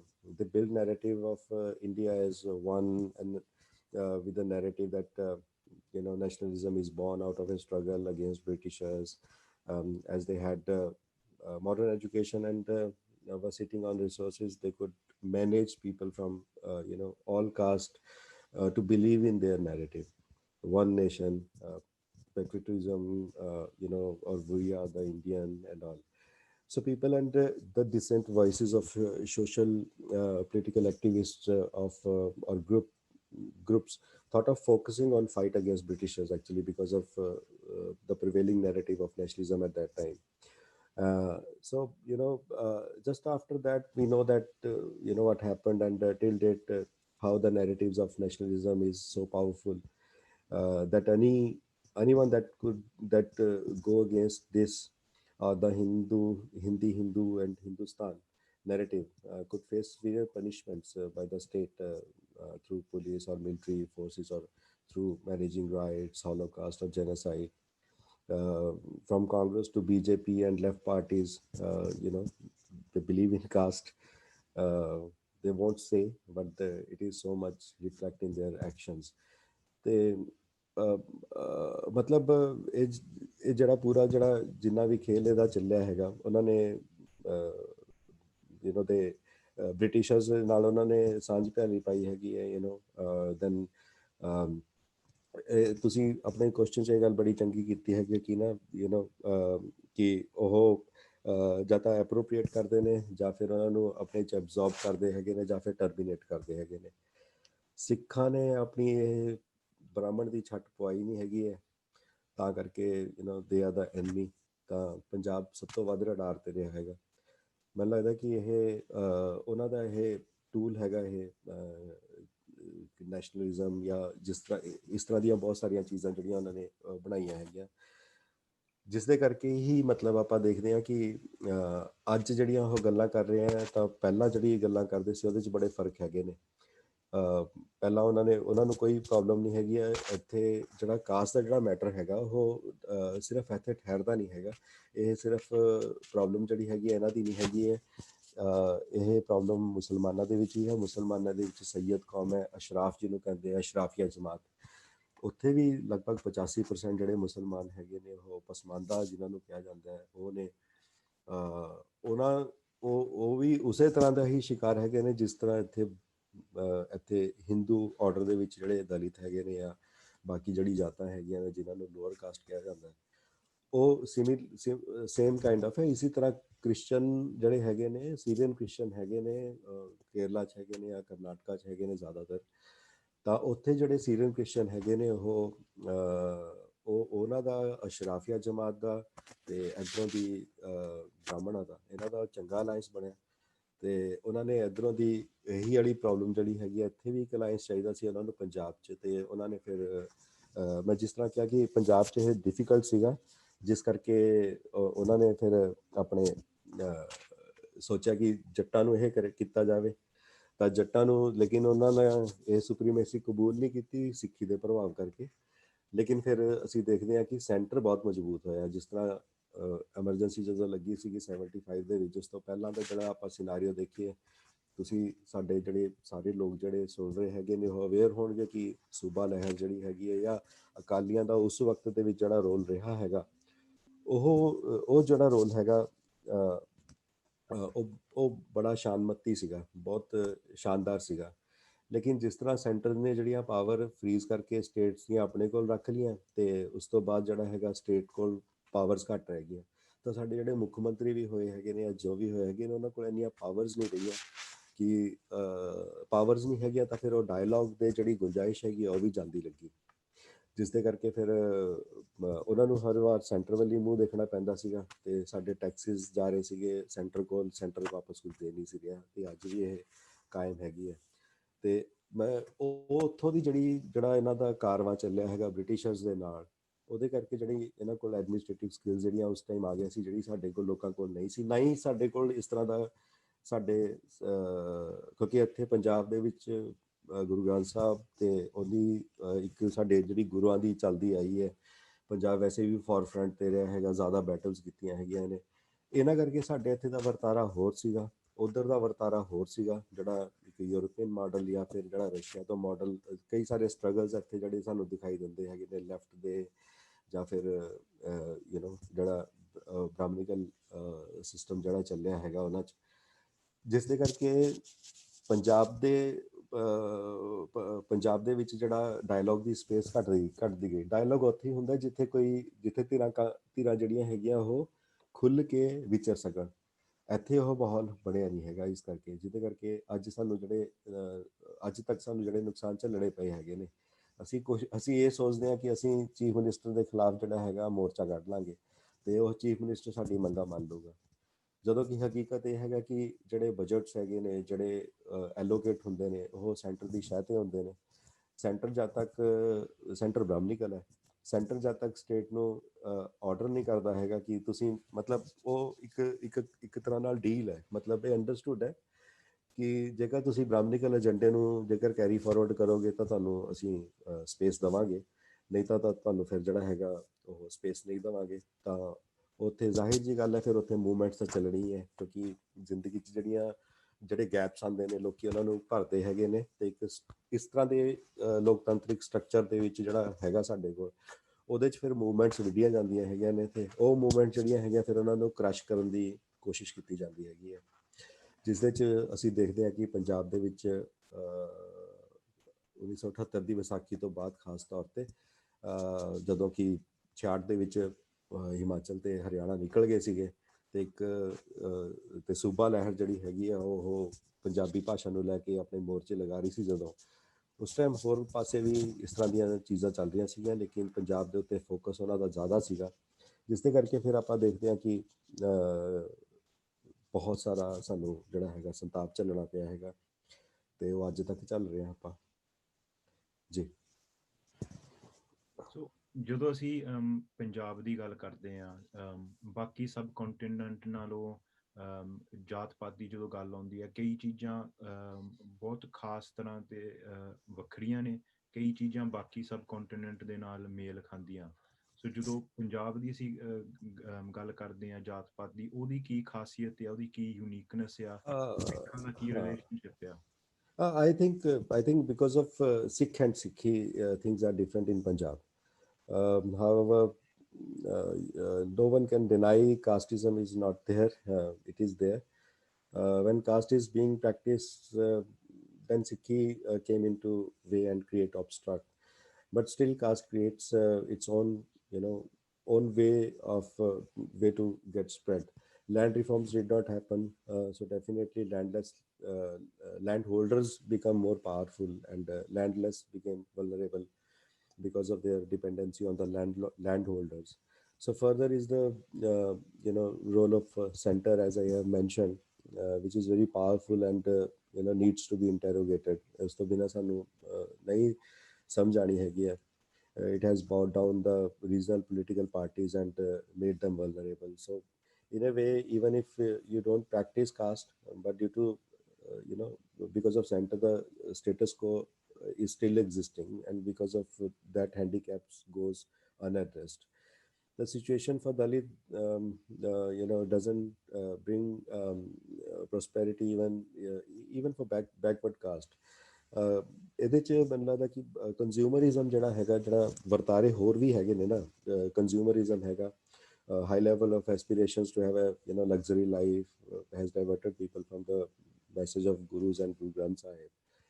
But because of Punjab Sikhs, no matter what caste divides are there, love for gurus is still there, one thing. And there has been no hunger in Punjab, but unfortunately now I'm experiencing increasing number of beggars there also. These are not small things, and it should be taken into account. ਤਾਂ ਪੰਜਾਬ ਜਿਹੜਾ ਹੈਗਾ, ਹੌਲੀ ਹੌਲੀ ਕਰਕੇ ਉਹਦੀ ਜਿਹੜੀ ਕੀ ਕਹੀਏ, ਉਹਦੀ ਜਿਹੜੀ ਇੱਕ ਰਗ ਹੈਗੀ ਹੈ ਗੁਰਾਂ ਵਾਲੀ, ਉਹਨੂੰ ਮਸਲਣਾ ਮੈਨੂੰ ਲੱਗਦਾ ਕਿ ਬਹੁਤ ਜ਼ਰੂਰੀ ਸੀਗਾ ਸੈਂਟਰ ਲਈ। ਇੱਕ ਨੈਰੇਟਿਵ ਜਿਹੜਾ ਇੱਕ ਬਣ ਕੇ ਉੱਭਰਿਆ ਹੈਗਾ ਕਿ ਪੂਰੇ ਪੰਜਾਬ ਦਾ, ਕਿ ਇਨ ਦ ਬ੍ਰਾਹਮਣਿਕਲ ਰਜੀਮ ਆਲ ਦ ਸਟੇਟਸ ਆਰ ਸਿਮਿਲਰ। ਉਹਨਾਂ ਦੀ, ਕਿਉਂਕਿ ਇਹ ਇੱਕ ਦਿੱਤਾ ਜਾਂਦਾ ਨਾ, ਇਹ ਇੱਕ ਸਾਨੂੰ ਪੜ੍ਹਾਇਆ ਜਾਂਦਾ ਕਲਾਸਾਂ ਦੇ ਵਿੱਚ ਕਿ ਯੂਨਿਟੀ ਇਨ ਡਾਇਵਰਸਿਟੀ ਜਿਹੜਾ ਪੜ੍ਹਾਇਆ ਜਾਂਦਾ, ਉਹਦੇ 'ਚ ਜਿਹੜੀ ਡਾਇਵਰਸਿਟੀ ਦੀ ਜਿਹੜੀ ਦ ਬਿਊਟੀ ਆਫ ਡਾਇਵਰਸਿਟੀ, ਉਹ ਇੱਕ ਟੋਟਲ ਜਿਹੜੀ ਨਜ਼ਰ ਅੰਦਾਜ਼ ਕਰਕੇ ਉਹਦੇ 'ਚ ਉਹ ਇੱਕ ਤਰ੍ਹਾਂ ਦੇ ਨਾਲ ਜਿਹੜੀ ਐਂਟੀ ਕਾਸਟ ਮੂਵਮੈਂਟ ਜਿਹੜੀਆਂ ਚੱਲੀਆਂ, ਉਹ ਤੋਂ ਵੀ ਉਹ ਥੋੜ੍ਹੀ ਜਿਹੀ ਉਹਨਾਂ ਦੇ ਧਿਆਨ ਤੋਂ ਪਰਾਂ ਹਟੀ ਹੈ। ਤਾਂ ਐਂ ਲੱਗਦਾ ਹੈਗਾ ਕਿ ਜਿਸ ਤਰ੍ਹਾਂ ਕਿ ਬ੍ਰਾਹਮਣਿਜ਼ਮ ਦੀ ਜਿਹੜੀ ਸੁਪਰੀਮੇਸੀ ਹੈਗੀ ਹੈ, ਉਸਦੇ ਕਰਕੇ ਲਗਭਗ ਸਾਰੀ ਸਟੇਟਾਂ ਦੇ ਹਾਲਾਤ ਇੱਕੋ ਤਰ੍ਹਾਂ ਦੇ ਹੈਗੇ ਨੇ, ਜਦੋਂ ਕਿ ਇਸ ਤਰ੍ਹਾਂ ਹੁੰਦਾ ਨਹੀਂ ਹੈਗਾ। ਤਾਂ ਇਸ ਕਰਕੇ ਇੱਕ ਸਟੇਟ ਦੀ ਦੂਜੇ ਸਟੇਟ ਬਾਰੇ ਜਿਹੜੀ ਸਮਝ ਹੈ, ਉਹ ਲਿਮਿਟ ਹੋਈ ਹੈ ਇਸ ਪੂਰੇ ਵਰਤਾਰੇ ਦੇ ਵਿੱਚ। ਤਾਂ ਐਂਟੀ ਕਾਸਟ ਜਿਹੜੀ ਮੂਵਮੈਂਟਸ ਹੈਗੀਆਂ, ਤਾਂ ਇੱਥੇ ਫਿਰ ਇੱਕ ਬਹੁਜਨ ਦਾ ਇੱਕ ਲਾਰਜਰ ਜਿਹੜਾ ਦੇਖਣ ਨੂੰ ਮਿਲਦਾ ਹੈਗਾ ਸਾਨੂੰ। ਉਹਦੇ 'ਚ ਇੱਕ ਵੱਡੀ ਚੀਜ਼ ਇਹ ਹੋਈ ਹੈਗੀ ਕਿ ਐਂ ਲੱਗਦਾ ਕਿ ਸਾਰੇ ਦਲਿਤਾਂ ਦੀ ਸਿਚੁਏਸ਼ਨ ਇੱਕੋ ਤਰ੍ਹਾਂ ਦੀ ਹੈ, ਲੇਕਿਨ ਹਕੀਕਤ ਇਹ ਹੈ ਕਿ ਪੰਜਾਬ ਦੇ ਵਿੱਚ ਦਲਿਤਾਂ ਦੀ ਸਿਚੁਏਸ਼ਨ ਉਸ ਤਰ੍ਹਾਂ ਦੀ ਨਹੀਂ ਹੈਗੀ ਹੈ, ਕਿਉਂਕਿ ਇੱਥੇ ਡਿਸਕ੍ਰਿਮੀਨੇਸ਼ਨ ਬੇਸ਼ੱਕ ਹੁੰਦਾ ਹੈ, ਜਿਸ ਤਰ੍ਹਾਂ ਮੈਂ ਪਹਿਲਾਂ ਗੱਲ ਆਖੀ ਹੈ ਕਿ ਸਟੇਟਸ ਕੋ ਮੇਨਟੇਨ ਹੋ ਰਿਹਾ ਇੱਥੇ, ਠੀਕ ਹੈ। ਲੈਂਡ ਹੋਲਡਰਸ ਹੈਗੇ ਨੇ ਤਾਂ ਲੈਂਡ ਛੱਡ ਨਹੀਂ ਰਹੇ, ਉਹ ਡਿਸਟਰੀਬਿਊਸ਼ਨ ਦੀ ਕੋਈ ਗੱਲ ਨਹੀਂ ਹੈਗੀ ਹੈ। ਤਾਂ ਲੇਕਿਨ ਦੂਜੀ ਥਾਵਾਂ ਦੇ ਉੱਤੇ, ਜਿਵੇਂ ਯੂਪੀ ਬਿਹਾਰ ਦੀ ਜੇਕਰ ਆਪਾਂ ਗੱਲ ਕਰੀਏ, ਜਿਹਦਾ ਕਿ ਜਿੱਥੇ ਮਾਈਗ੍ਰੇਸ਼ਨ ਜਿਹੜੀ ਹੈਗੀ ਹੈ ਉਹ ਰੈਪਿਡਲੀ ਹੈਪਨਿੰਗ ਅਕ੍ਰੋਸ ਇੰਡੀਆ, ਮਤਲਬ ਸਪੈਸ਼ਲੀ ਜਿਹੜੇ ਮੈਟਰੋਪੋਲੀਟਨ ਸਿਟੀਜ਼ ਜਿਹੜੇ ਹੈਗੇ ਨੇ ਬਿਲਡ ਕੀਤੇ ਹੈਗੇ ਨੇ, ਬੈਂਗਲੋਰ ਹੈ, ਮੁੰਬਈ ਹੈਗਾ, ਦਿੱਲੀ ਹੈਗਾ, ਜਾਂ ਹੋਰ ਹੈਗੇ ਨੇ, ਤਾਂ ਉੱਥੇ ਜਿਹੜੀ ਆਪਾਂ ਦੇਖ ਰਹੇ ਹੈਗਾ ਕਿ ਮੋਬਿਲਿਟੀ ਜਿਹੜੀ ਹੈਗੀ ਹੈ ਇਹਨਾਂ ਦੀ ਬਹੁਤ ਜ਼ਿਆਦਾ ਹੈ। ਲੇਕਿਨ ਤੁਸੀਂ ਪੰਜਾਬ ਦਾ ਬੰਦੇ ਨੂੰ ਮੋਬਿਲਿਟੀ ਕਰਦੇ ਨਹੀਂ ਦੇਖੋਗੇ। ਇਹਨਾਂ ਕੁਛ ਚੀਜ਼ਾਂ ਦੇ ਵਿੱਚ ਜਿਹੜਾ ਹੈਗਾ ਪੰਜਾਬ ਵੱਖਰਾ ਹੈਗਾ, ਲੇਕਿਨ ਇਹ ਹੁਣ ਗੱਲ ਜਿਹੜੀ ਹੈਗੀ ਸਰਫੇਸ 'ਤੇ ਲੈ ਕੇ ਆਉਣੀ ਪਏਗੀ, ਜਿਸਦੇ ਕਰਕੇ ਮਤਲਬ ਮੈਂ ਕੋਸ਼ਿਸ਼ ਮੇਰੀ ਰਹਿੰਦੀ ਹੈ ਇਸ ਗੱਲ ਵੱਲ ਧਿਆਨ ਦਿਵਾਉਣ ਦੀ ਲੋਕਾਂ ਦੀ, ਜਾਂ ਬਹੁਜਨ ਮੂਵਮੈਂਟ ਦੀ, ਕਿ ਸਾਡੀ ਰਿਐਲਿਟੀਜ਼ ਜਿਹੜੀਆਂ ਹੈਗੀਆਂ ਉਹ ਵੱਖਰੀਆਂ ਹੈਗੀਆਂ ਨੇ। ਆਪਾਂ ਇਹ ਨਹੀਂ ਕਹਿ ਸਕਦੇ ਕਿ ਇੱਕ ਸਟੇਟ ਦਾ ਦਲਿਤ ਜਿਹੜਾ ਹੈਗਾ ਦੂਜੇ ਸਟੇਟ ਦੇ ਦਲਿਤ ਨਾਲ ਉਹ ਬਿਲਕੁਲ ਹੀ ਸੇਮ ਵੇ ਦੇ ਨਾਲ ਜਿਹੜਾ ਹੈਗਾ ਆਪਣੀ ਜ਼ਿੰਦਗੀ ਨੂੰ ਲੀਡ ਕਰ ਰਿਹਾ ਹੈਗਾ। ਤਾਂ ਪੰਜਾਬ ਦੇ ਵਿੱਚ ਵੀ ਕੁਝ ਵੱਖਰਤਾ ਹੈਗੀ ਹੈ। ਇਹ ਪਿਓਰਲੀ, ਇਹ ਕੰਪਲੀਟਲੀ ਜਿਹੜੀ ਹੈਗੀ ਹੈ ਇਹ ਸਿੱਖ ਪੰਥ ਦਾ ਜਿਹੜਾ ਹੈਗਾ ਪ੍ਰਭਾਵ ਹੈਗਾ, ਸਿੱਖੀ ਦਾ ਪ੍ਰਭਾਵ ਜਿਹੜਾ ਹੈਗਾ, ਜਿਹੜਾ ਕਿ ਗਿਆਨੀ ਹੈਗਾ।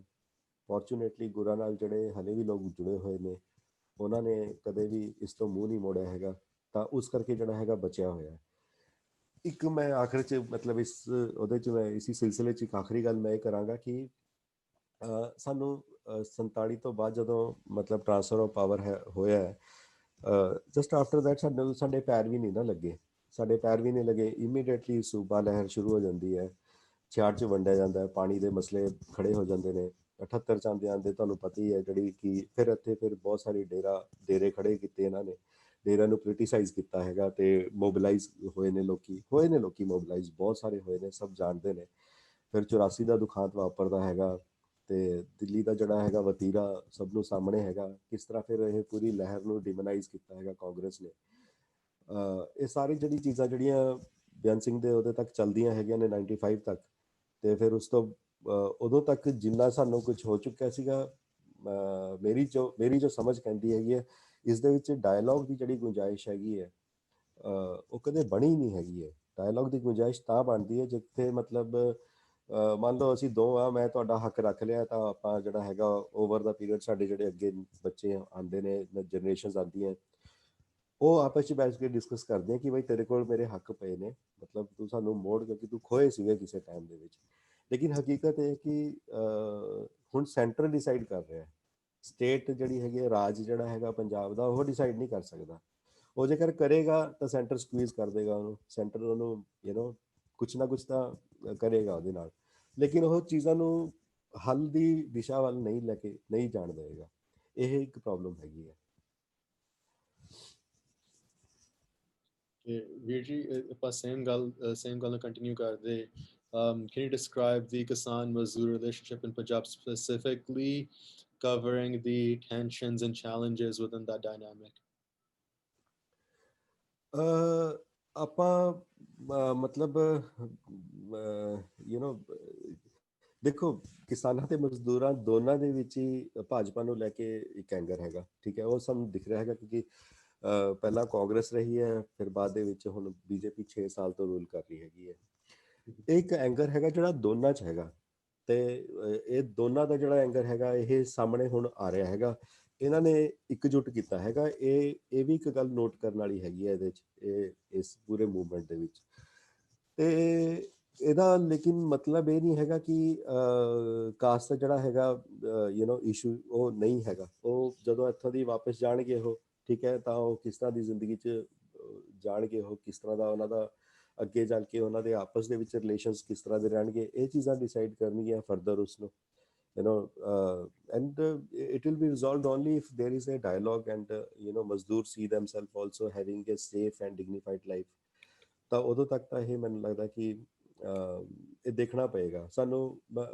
ਮੇਰੀ ਇਹ ਕੋਸ਼ਿਸ਼ ਹੈ ਜਿਹੜੀ ਇਸ ਮੰਚ ਤੋਂ ਵੀ ਮੈਂ, ਤੁਹਾਡੇ ਪਲੇਟਫਾਰਮ ਤੋਂ ਵੀ ਮੈਂ ਉਹ ਕਰ ਰਿਹਾ ਕਿ ਕੋਈ ਵੀ ਜਿਹੜਾ ਇਸ ਤਰ੍ਹਾਂ ਦਾ ਵੀ ਮੂਵਮੈਂਟ ਹੈਗਾ, ਇਸ ਤੋਂ ਪਹਿਲਾਂ ਵੀ ਜਿਹੜੇ ਮੂਵਮੈਂਟ ਚੱਲੇ ਹੈਗੇ ਨੇ, ਉਸਨੂੰ ਹੋਲਿਸਟਿਕ ਉਹਦੇ 'ਚ ਦੇਖਣਾ ਪਏਗਾ, ਵੱਡੇ ਹਰਾਈਜ਼ਨ ਤੋਂ ਦੇਖਣਾ ਪਏਗਾ, ਏਰੀਅਲ ਵਿਊ ਤੋਂ ਦੇਖਣਾ ਪਏਗਾ। ਸਾਨੂੰ ਇਹ ਵੀ ਦੇਖਣਾ ਪਏਗਾ ਕਿ ਇਹਦੀ ਪਰਛਾਵੇਂ ਦੇ ਵਿੱਚ ਕਿਹੜੀਆਂ ਚੀਜ਼ਾਂ ਹੈਗੀਆਂ ਜਿਹੜੀ ਸਾਡੇ ਤੋਂ ਇਗਨੋਰ ਹੋ ਰਹੀਆਂ ਹੈਗੀਆਂ ਨੇ। ਤੇ ਕਾਸਟ ਇੱਕ ਜਿਹੜਾ ਹੈਗਾ ਨਾ, ਉਹ ਐਸੀ ਭੈੜੀ ਚੀਜ਼ ਹੈਗੀ ਹੈ ਕਿ ਸਾਨੂੰ ਨਹੀਂ ਪਤਾ ਲੱਗਦਾ ਕਿ ਸਾਡੇ 'ਚ ਕਦੋਂ ਉਹ ਆ ਜਾਂਦੀ ਹੈਗੀ ਹੈ, ਸਾਡੀ ਪ੍ਰੈਕਟਿਸ 'ਚ ਕਦੋਂ ਕਾਸਟ ਆ ਜਾਂਦੀ ਹੈ। ਦੇਖੋ, ਜਿਹੜੀ ਅਸੀਂ ਪਤਾ ਨਹੀਂ ਕਿੰਨੀ ਤਰ੍ਹਾਂ ਦੇ ਭੇਦਭਾਵ ਕਰਨ ਦੇ ਵਿੱਚ ਜਿਹੜੇ ਹੈਗੇ ਨੇ ਐਕਸਪਰਟ ਆ। ਕੋਈ ਵਿਅਕਤੀ ਜਿਹੜਾ ਹੈਗਾ ਉਹ, ਜੇਕਰ ਉਹਦਾ ਕੱਦ ਛੋਟਾ ਹੈਗਾ, ਅਸੀਂ ਸਾਰੀ ਜ਼ਿੰਦਗੀ ਉਹਨੂੰ ਸਤਾਉਂਦੇ ਹਾਂ। ਜੇਕਰ ਕੋਈ ਕਾਲਾ ਹੈਗਾ ਤੇ ਉਹਨੂੰ ਗੋਰੇ ਲੋਕ ਤੰਗ ਕਰਦੇ ਹੈਗੇ ਨੇ। ਜੇਕਰ ਇਸੇ ਤਰ੍ਹਾਂ ਔਰਤਾਂ ਦੇ ਲਈ ਬਹੁਤ ਸਾਰੇ ਨੈਰੇਟਿਵ ਹੈਗੇ ਨੇ, ਇਹਨਾਂ ਦੀ ਅਕਲ ਗੁੱਤ 'ਚ ਹੈਗੀ ਹੈ, ਜਾਂ ਇਸ ਤਰ੍ਹਾਂ ਦੀ ਬਹੁਤ ਸਾਰੀ ਚੀਜ਼ਾਂ ਹੈਗੀਆਂ ਨੇ। ਯਾਨੀ ਕਿ ਅਸੀਂ ਜਿਹੜੇ ਹੈਗੇ ਨੇ ਇੱਕ ਕੁਦਰਤ ਦੇ ਬਣਾਏ ਜੀਅ ਨੂੰ ਅਸੀਂ ਕੁਦਰਤ ਦੇ ਉਸ ਰੂਪ 'ਚ ਨਹੀਂ ਦੇਖਦੇ ਹੈਗੇ ਵੀ ਕੁਦਰਤ ਦੀ ਬਣਾਈ ਹੋਈ ਚੀਜ਼ ਹੈ, ਉਹ ਖਰਾਬ ਕਿਵੇਂ ਹੋ ਸਕਦੀ ਹੈ। ਉਹਦੇ 'ਚ ਆਪਾਂ ਨੁਕਸ ਜਿਹੜੇ ਹੈਗੇ ਨੇ, ਆਪਾਂ ਪਹਿਲਾਂ ਆਪਣੀ ਲੋਕੇਸ਼ਨ ਨੂੰ ਸਿਕਿਉਰ ਕਰ ਲੈਂਦੇ ਹਾਂ ਤੇ ਆਪ ਹਾਈ ਪੈਡੈਸਟਲ ਤੇ ਬੈਠ ਕੇ ਦੂਜਿਆਂ ਨੂੰ ਫਿਰ ਨੀਵਾਂ ਦਿਖਾਉਣਾ ਸ਼ੁਰੂ ਕਰ ਦਿੰਦੇ। ਸਾਡੇ ਆਮ ਜ਼ਿੰਦਗੀ ਦੇ ਉਹ ਹੈਗੇ ਨੇ। ਮੇਰਾ ਇਹ ਮੰਨਣਾ ਹੈਗਾ ਕਿ ਕੋਈ ਵੀ ਜਿਹੜੀ ਮੂਵਮੈਂਟ ਹੈਗੀ ਆ, ਉਹ ਹਰ ਇੱਕ ਨੂਕ ਐਂਡ ਕਾਰਨਰ ਦੇ ਉੱਤੇ ਰੋਸ਼ਨੀ ਪਾ ਕੇ ਦੇਖੇ। ਕੋਈ ਨਹੀਂ ਚਾਹੁੰਦਾ ਹੈਗਾ ਕਿ ਸਾਡੇ ਜਿਹੜੇ ਹੱਕ ਮਾਰੇ ਜਾਣ। ਹਰ ਇੱਕ ਦੇ ਲਈ ਕੁਦਰਤ ਨੇ ਰੱਖਿਆ ਹੋਇਆ, ਕੁਦਰਤ ਨੇ ਕਿਸੇ ਨੂੰ ਜਿਹੜਾ ਹੈਗਾ ਭੇਦਭਾਵ ਨਹੀਂ ਕੀਤਾ ਹੈਗਾ। ਸੂਰਜ ਉਹਨੂੰ ਬਰਾਬਰ ਰੋਸ਼ਨੀ ਦਿੰਦਾ, ਹਵਾ, ਪਾਣੀ, ਸਭ ਕੁਝ ਜਿਹੜਾ ਹੈਗਾ, ਬਰਸਾਤ ਜਿਹੜੀ ਆਉਂਦੀ ਹੈ, ਹਰ ਇੱਕ ਨੂੰ ਬਰਾਬਰ ਮਿਲਦੀ ਹੈਗੀ ਹੈ, ਜਿਹੜਾ ਵੀ ਉਸ ਖਿੱਤੇ 'ਚ ਰਹਿੰਦਾ ਹੈਗਾ। ਲੇਕਿਨ ਇਨਸਾਨ ਨੇ ਜਿਹੜਾ ਭੇਦਭਾਵ ਜਿਹੜੇ ਕਰਨੇ ਬਹੁਤ ਜ਼ਿਆਦਾ ਸਿੱਖ ਲਏ ਹੈਗੇ ਨੇ। ਇਹ ਹੁਣ ਇਸ ਰੋਸ਼ਨੀ ਦੇ ਵਿੱਚ ਜੇਕਰ ਤੇ ਗੁਰੂਆਂ ਦੀ ਧਰਤੀ ਹੈਗੀ ਹੈ, ਪੰਜਾਬ ਚੋਂ ਨਿਕਲਿਆ ਮੂਵਮੈਂਟ। ਤਾਂ ਮੇਰਾ ਇਹ ਕਿਸਾਨ ਮਜ਼ਦੂਰ ਜਿਹੜੀ ਏਕਤਾ ਹੈਗੀ ਹੈ, ਉੱਥੇ ਮੈਂ ਇਹ ਦੱਸਣ ਦੀ ਕੋਸ਼ਿਸ਼ ਕਰਦਾ ਹੈਗਾ ਕਿ ਸਾਨੂੰ ਇਸ ਨੂੰ ਸਿਰਫ ਇਹ ਲੈਂਡ ਦਾ ਇਸ਼ੂ ਹੈ ਨਹੀਂ, ਇਹ 3 ਬਿੱਲਾਂ ਦਾ ਮਾਮਲਾ ਹੈ ਨਹੀਂ, ਇਹ ਪੰਜਾਬ ਦੀ ਸਮੁੱਚਤਾ ਦਾ ਮਾਮਲਾ ਹੈ, ਜਿਸ ਨੂੰ ਕਿ ਗੁਰਾਂ ਦੀ ਅਗਵਾਈ ਮਿਲੀ ਸੀ, ਗੁਰਾਂ ਦੀ ਰਹਿਨੁਮਾਈ ਮਿਲੀ ਸੀਗੀ, ਤੇ ਅਸੀਂ ਹੁਣ ਕਿੱਥੇ ਖੜੇ ਹਾਂ।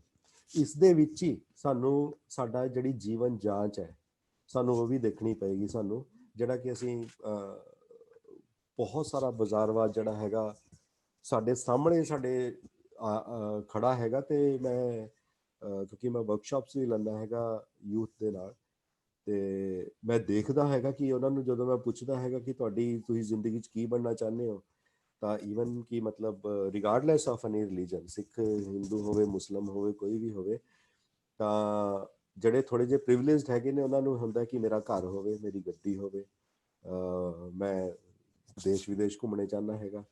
ਤੇ ਪੰਜਾਬ ਦੇ ਵਿੱਚ ਤਾਂ ਮਤਲਬ ਕੀ ਹੀ ਦੱਸੀਏ ਕਿ ਬਾਹਰ ਜਾਣ ਦਾ ਜਿਹੜਾ ਹੈਗਾ, ਵਿਦੇਸ਼ ਜਾਣ ਦਾ ਹੈਗਾ, ਜਿਸ ਕਦਰ ਲੋਕਾਂ ਨੇ ਮਤਲਬ ਯੂਥ ਨੇ ਖਾਸ ਤੌਰ ਤੇ ਇਸ ਪਾਸੇ ਵੱਲ ਆਪਣਾ ਰੁਝਾਨ ਦਿਖਾਇਆ ਹੈਗਾ। ਮੈਟਰੀਮੋਨੀਅਲ ਜਦੋਂ ਪੜ੍ਹਦੇ ਹਾਂ ਅਸੀਂ, ਤਾਂ ਅਸੀਂ ਇਹ ਚੀਜ਼ ਨੂੰ ਖਾਸ ਤੌਰ ਤੇ ਦੇਖਦੇ ਹਾਂ ਕਿ ਤਾਂ ਉਹ ਜਾਤੀਵਾਦ ਨਾਲ ਤਾਂ ਭਰੇ ਹੀ ਹੁੰਦਾ ਹੈ, ਲੇਕਿਨ ਨਾਲ ਹੀ ਜਿਹੜਾ ਹੈਗਾ ਵਿਦੇਸ਼ਾਂ ਦੇ ਵਿੱਚ ਜਾਣ ਲਈ ਜਿਹੜੇ ਵਿਆਹ ਦੇ ਹੈਗੇ ਨੇ, ਮੈਨੂੰ ਲੱਗਦਾ ਕਿ ਅਸੀਂ ਆਪਣੀ ਰੂਟੀਨ ਦੀ ਲਾਈਫ ਦੇ ਵਿੱਚ ਜਿਹੜਾ ਗੁਰਾਂ ਦੀ ਫਿਲਾਸਫੀ ਹੈਗੀ ਆ, ਜਾਂ ਜਿਹੜਾ ਉਹਨਾਂ ਨੇ ਪਵਨ ਗੁਰੂ ਪਾਣੀ ਪਿਤਾ ਮਾਤਾ ਧਰਤ ਮਹੱਤ, ਇਹ ਨਾ ਜਿਹੜੀ ਸਾਨੂੰ ਇੱਕ ਸੇਧ ਦਿੱਤੀ ਸੀਗੀ, ਅਸੀਂ ਉਹਨਾਂ ਤੋਂ ਥੋੜਾ ਦੂਰ ਹੋਏ ਹਾਂ, ਥੋੜਾ ਨਹੀਂ ਖਾਸੇ ਦੂਰ ਹੋ ਗਏ ਮੈਨੂੰ ਲੱਗਦਾ, ਜਿਹਦੇ ਕਰਕੇ ਅਸੀਂ ਇਨਸਾਨ ਨੂੰ ਇਨਸਾਨੀ ਹੋਣਾ ਤਾਂ ਇਹ ਚਾਹੀਦਾ ਸੀਗਾ ਕਿ ਅਸੀਂ ਮੁਕੰਮਲ ਇਨਸਾਨ ਬਣਦੇ, ਲੇਕਿਨ ਹਲੇ ਵੀ ਅਸੀਂ ਉਹਨਾਂ ਚੈਲੰਜਸ ਨੂੰ ਕਰ ਰਹੇ ਹਾਂ। ਤਾਂ ਇਸ ਤਰ੍ਹਾਂ ਦੇ ਅੰਦੋਲਨ ਦੇ ਵਿੱਚ ਇਹਨਾਂ ਚੀਜ਼ਾਂ ਦੇ ਉੱਤੇ ਵੀ ਗੱਲ ਕਰਨ ਦੀ ਗੁੰਜਾਇਸ਼ ਬਣ ਜਾਂਦੀ ਹੈ। ਤਾਂ ਮੈਂ ਇਸ ਨੂੰ ਇਸ ਪੱਖ ਤੋਂ ਵੀ ਦੇਖਦਾ ਹੈਗਾ ਕਿ ਸਾਨੂੰ ਆਪਣੇ ਵਰਤਾਰਿਆਂ ਵੱਲ ਜਿਹੜਾ ਹੈਗਾ ਝਾਤ ਮਾਰਨੀ ਚਾਹੀਦੀ ਹੈ।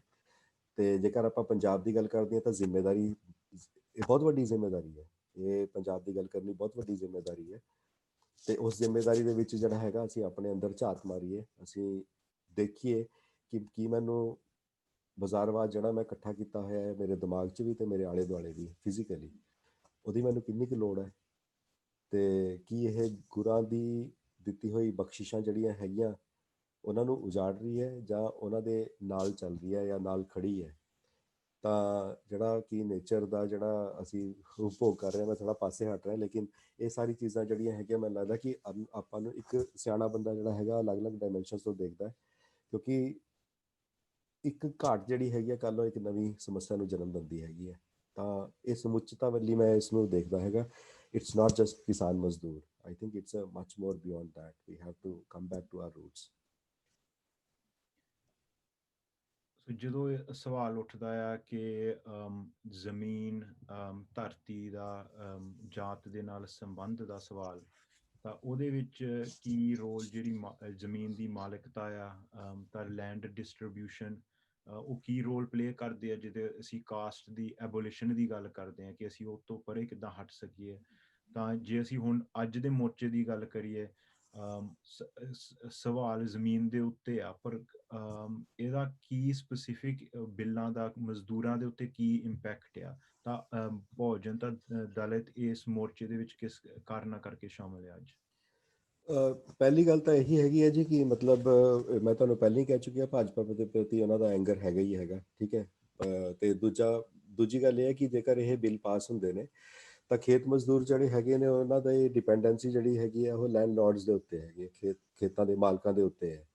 ਜੇਕਰ ਉਹ ਨਹੀਂ ਰਹੇਗਾ ਤਾਂ ਇਹ ਇੱਕ ਸੱਚ ਹੈ ਕਿ ਉਹਨਾਂ ਦੀ ਜਿਹੜੀ ਕਿਉਂਕਿ ਇਹ ਇੱਕ ਓਪਰਚੁਨਿਟੀ ਤਾਂ ਹੈ ਹੀ ਹੈ ਉਹਨਾਂ ਲਈ, ਭਾਵੇਂ ਮਾੜੀ ਜਿਹੀ ਓਪਰਚੁਨਿਟੀ ਹੈ, ਆਪਣੀ ਉਹਨਾਂ ਦੀ ਰੋਜ਼ੀ ਰੋਟੀ ਤਾਂ ਚੱਲ ਹੀ ਰਹੀ ਹੈ।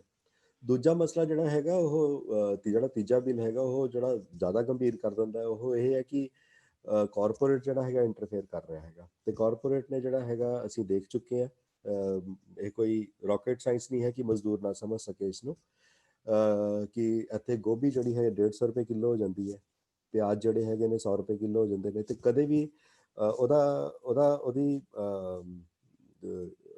ਉਹਦੀ ਜਿੰਟਸ ਦੇ ਨਾਲ ਉਹਦਾ ਕੋਈ ਤਾਲੁਕ ਨਹੀਂ ਹੁੰਦਾ ਕਿ ਕਿੰਨਾ ਹੋਇਆ ਕਿੰਨਾ ਨਹੀਂ ਹੋਇਆ, ਉਹ ਸਟੋਰ ਕਰਕੇ ਰੱਖ ਰਹੇ ਹੈਗੇ ਨੇ। ਹੁਣ ਜਦੋਂ ਸਟੋਰ ਅੰਬਾਨੀ ਅਡਾਨੀ ਇੰਨੇ ਵੱਡੀ ਤਾਦਾਦ ਦੇ ਵਿੱਚ ਬਣਾ ਰਹੇ ਹੈਗੇ ਨੇ, ਹਰਿਆਣੇ ਦੇ ਵਿੱਚੋਂ ਖਬਰਾਂ ਆਈਆਂ, ਤਾਂ ਆਪਾਂ ਦੇਖਦੇ ਹਾਂ ਕਿ ਉਹਨਾਂ ਦੇ ਜਿਹੜੇ ਵਧਣਗੇ ਰੇਟ ਤਾਂ ਫਿਰ ਮਜ਼ਦੂਰ ਕਿੱਥੇ ਜਾਏਗਾ।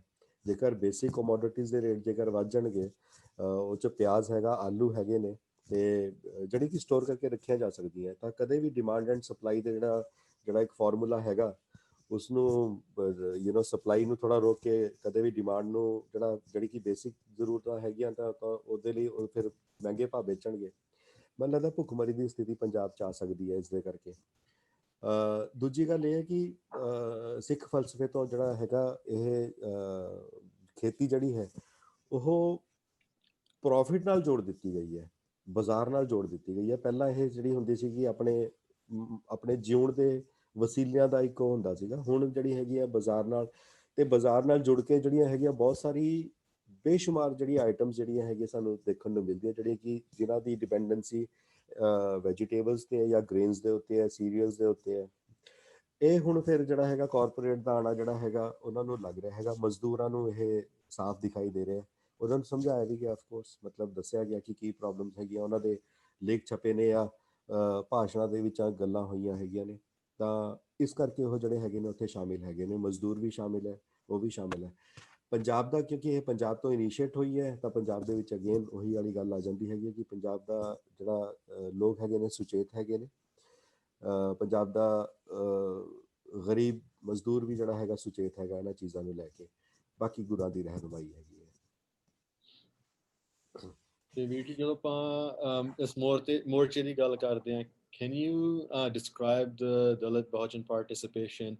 ਤੇ ਉਹ ਸਾਰਾ ਇਕੱਲਾ ਜ਼ਿਆਦਾ ਦਿੱਲੀ ਪਹੁੰਚਿਆ ਉਦੋਂ ਦਾ ਨਹੀਂ, ਪਿਛਲੇ ਕੁਛ ਮਹੀਨਿਆਂ ਤੋਂ ਵੀ ਜਦੋਂ ਦਾ ਸੰਘਰਸ਼ ਸ਼ੁਰੂ ਹੋਇਆ ਸੀਗਾ ਉਹਦੇ ਵਿੱਚ what did that look like? challenges ਕੀ ਸੀਗੇ internally ਤੇ ਜਦੋਂ ਸਾਰੀ ਆਰਗੇਨਾਈਜ਼ਿੰਗ ਚੱਲਦੀ ਸੀਗੀ। ਤੇ ਬਾਕੀ ਜੇ ਆਪਾਂ ਇਸ ਜਿਹੜੇ ਚੈਲੰਜਸ ਸੀਗੇ ਉਹਨੂੰ ਦੇਖੀਏ ਤੇ ਆਪਾਂ ਉਹਨਾਂ ਚੋਂ ਕੀ ਸਿੱਖ ਸਕਦੇ ਹੈਗੇ ਤਾਂ ਕਿ moving forward we can sort of guide this movement into moving towards a meaningful vehicle towards the abolition of caste। ਜੇ ਆਪਾਂ ਉਸ ਨਜ਼ਰੀਏ ਨਾਲ ਇਸ ਨੂੰ ਦੇਖਦੇ ਹਾਂ ਤਾਂ ਆਪਾਂ ਤੁਹਾਡੇ ਇਸ ਤੇ ਕੀ ਵਿਚਾਰ ਹੋਣਗੇ? ਇਸ ਦੇ ਵਿੱਚ ਹੋਇਆ ਦਰਅਸਲ ਜਦੋਂ ਦਾ ਇਹ ਬਿੱਲਾਂ ਦਾ ਮਾਮਲਾ ਉੱਠਿਆ ਹੈਗਾ, ਉਸ ਤੋਂ ਪਹਿਲਾਂ ਹੀ ਜਿਹੜਾ ਹੈਗਾ NRC ਦਾ CA ਦੇ ਕਾਨੂੰਨਾਂ ਦੀ ਚੱਲ ਰਹੀ ਸੀਗੀ, ਤਾਂ ਉਸ ਵਕਤ ਜਿਹੜੀ ਇੱਕ ਵੇਵ ਬਣੀ ਸੀਗੀ ਉਹਦੇ 'ਚ ਸਾਰੇ ਲੋਕੀ ਸ਼ਾਮਿਲ ਸੀਗੇ। ਉਹਦੇ ਵਿੱਚ ਵੀ ਪੰਜਾਬ ਨੇ ਵੱਡੀ ਭੂਮਿਕਾ ਨਿਭਾਈ ਹੈਗੀ ਆ, ਉਹਦੇ 'ਚ ਵੀ ਸ਼ਾਹੀਨ ਬਾਗ ਹੋਇਆ, ਉਹਦੇ 'ਚ ਤਾਂ ਇਹ ਪੈਨ ਇੰਡੀਆ ਜਿਹੜਾ ਸੀਗਾ ਪ੍ਰੋਟੈਸਟ ਚੱਲਿਆ ਸੀਗਾ। ਅਚਾਨਕ ਤੋਂ ਕਰੋਨਾ ਆਇਆ ਤੇ ਉਸ ਤੋਂ ਬਾਅਦ ਜਿਹੜਾ ਹੈਗਾ ਇਸੀ ਦਰਮਿਆਨ ਜਿਹੜਾ ਹੈਗਾ ਕੁਝ ਉਹਨਾਂ ਨੇ ਬਿੱਲ ਪਾਸ ਕਰਨ ਦੀ ਕੋਸ਼ਿਸ਼ ਕੀਤੀ, ਜਿਵੇਂ ਵੀ ਹੈਗਾ ਇਹਨਾਂ ਦੀ ਮੋਡਸ ਆਪਰੈਂਡੀ ਜਿਸ ਤਰ੍ਹਾਂ ਦੀ ਹੈਗੀ ਹੈ ਕਿ ਪਹਿਲਾਂ ਇੱਕ ਵੱਡੀ ਸਮੱਸਿਆ ਖੜੀ ਕਰ ਦਿਓ, ਉਹਦੇ ਪਰਦੇ ਹੇਠ ਬਿੱਲ ਪਾਸ ਕਰ ਦਿਓ। ਉਹਦੇ 'ਚ ਜਿਹੜਾ ਹੈਗਾ ਇੱਕ ਐਂਗਰ ਆਲਰੇਡੀ ਪ੍ਰੀਵੇਲ ਕਰ ਰਿਹਾ ਸੀਗਾ ਤੇ ਲੋਕਾਂ ਦੀ ਗੇਜ਼ ਜਿਹੜੀ ਹੈਗੀ ਹੈ ਉਹ ਭਾਵੇਂ ਕੋਈ ਵੀ ਹੋਵੇ, ਮਤਲਬ ਜਿਹੜਾ ਕਿ ਅਪਰ ਕਾਸਟ ਨਹੀਂ ਹੈ ਖਾਸ ਤੌਰ ਤੇ, ਮਜ਼ਦੂਰਾਂ ਦੀ ਜਾਂ ਜਿਹੜੇ ਹੈਗੇ ਨੇ ਜਿਹੜਾ ਮੁਸਲਮਾਨਾਂ ਦੇ ਵਿੱਚ ਵੀ, ਕਿਉਂਕਿ ਬਹੁਤ ਗਿਣਤੀ ਤਬਕਾ ਵੀ ਉਹਨਾਂ ਦੇ ਹੀ ਹੈਗਾ, ਦਲਿਤਾਂ ਦਾ ਹੈਗਾ। ਤਾਂ ਜਿਹੜਾ ਕੁੱਲ ਮਿਲਾ ਕੇ ਜਿਹੜਾ ਇੱਕ ਵੱਡੀ ਮੂਵਮੈਂਟ ਜਿਹੜੀ ਸੀਗੀ ਉਹਨਾਂ ਦੀ ਗੇਜ਼ ਕਾਫੀ ਦੇਰ ਤੋਂ ਜਿਹੜੀ ਹੈਗੀ ਇਸ ਸਰਕਾਰ ਤੇ ਲੱਗੀ ਹੋਈ ਸੀਗੀ। ਤਾਂ ਜਿਸ ਤਰ੍ਹਾਂ ਇਹ ਬਿੱਲਾਂ ਦਾ ਆਇਆ ਤਾਂ ਇਹ ਤਾਂ ਹੁਣ ਇੱਥੇ ਪ੍ਰਵਾਨ ਹੋ ਚੁੱਕੀ ਹੈ ਗੱਲ ਕਿ ਇਹ ਸਾਡਾ ਕੋਈ ਵੀ ਭਲਾ ਨਹੀਂ ਕਰ ਸਕਦੇ। ਮਤਲਬ ਇਹ ਨਹੀਂ ਹੋ ਸਕਦਾ ਕਿ ਚੱਲ 10 ਚੀਜ਼ਾਂ ਆਈਆਂ ਤਾਂ 3 ਚੀਜ਼ਾਂ ਸਾਡੀ ਫੇਵਰ 'ਚ ਨੇ, 10 ਦੀ 10 ਚੀਜ਼ਾਂ ਸਾਡੇ ਫੇਵਰ 'ਚ ਨਹੀਂ ਹੋਣਗੀਆਂ। ਜਿਸ ਤਰ੍ਹਾਂ ਹੀ ਬਿੱਲ ਆਏ ਨਾਲ ਦੀ ਨਾਲ ਹੀ ਇਹ ਜਿਹੜੀ ਗੱਲਬਾਤ ਉੱਠਣੀ ਸ਼ੁਰੂ ਹੋ ਗਈ ਸੀਗੀ। ਲੇਕਿਨ ਕਿਉਂਕਿ ਇਹ ਦਮਨਕਾਰੀ ਥੋੜ੍ਹੀ ਜ਼ਿਆਦਾ ਹੈ ਤੇ ਓਪਰੇਸ਼ਨ ਦੇ ਜਿਹੜੇ ਢੰਗ ਹੈਗੇ ਨੇ, ਇਹਨਾਂ ਨੇ ਮੌਬ ਲਿੰਚਿੰਗ ਕੀਤੀ ਹੈ, ਇਹਨਾਂ ਨੇ ਦਿੱਲੀ 'ਚ ਰਾਈਟਸ ਕੀਤੇ ਹੈਗੇ ਨੇ, ਬਹੁਤ ਕੁਝ ਕਰ ਸਕਦੇ ਨੇ, ਬਹੁਤ ਪੋਟੈਂਸ਼ੀਅਲ ਹੈ ਗੋਧਰਾ 'ਚ ਇਹਨਾਂ ਨੇ।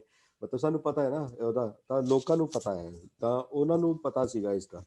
ਤਾਂ ਪੰਜਾਬ ਤੋਂ ਜਿਹੜੇ ਹੋਰ ਸਟੇਟ ਹੈਗੇ ਨੇ, ਕਿਉਂਕਿ ਇਹ ਪੈਨ ਇੰਡੀਆ ਬਿੱਲ ਦਾ ਤਾਂ ਪੂਰੇ ਭਾਰਤ 'ਚ ਲਾਗੂ ਸੀਗੇ, ਲੇਕਿਨ ਉੱਧਰੋਂ ਦੀ ਉਹਨਾਂ ਨੇ ਸ਼ਾਇਦ ਥੋੜਾ ਬਹੁਤੇ ਡਿਮੋਨਸਟ੍ਰੇਸ਼ਨਸ ਹੋਏ ਸੀਗੇ, ਲੇਕਿਨ ਉਹਨਾਂ ਨੇ ਚੁੱਪੀ ਵੱਟ ਲਈ ਸੀਗੀ।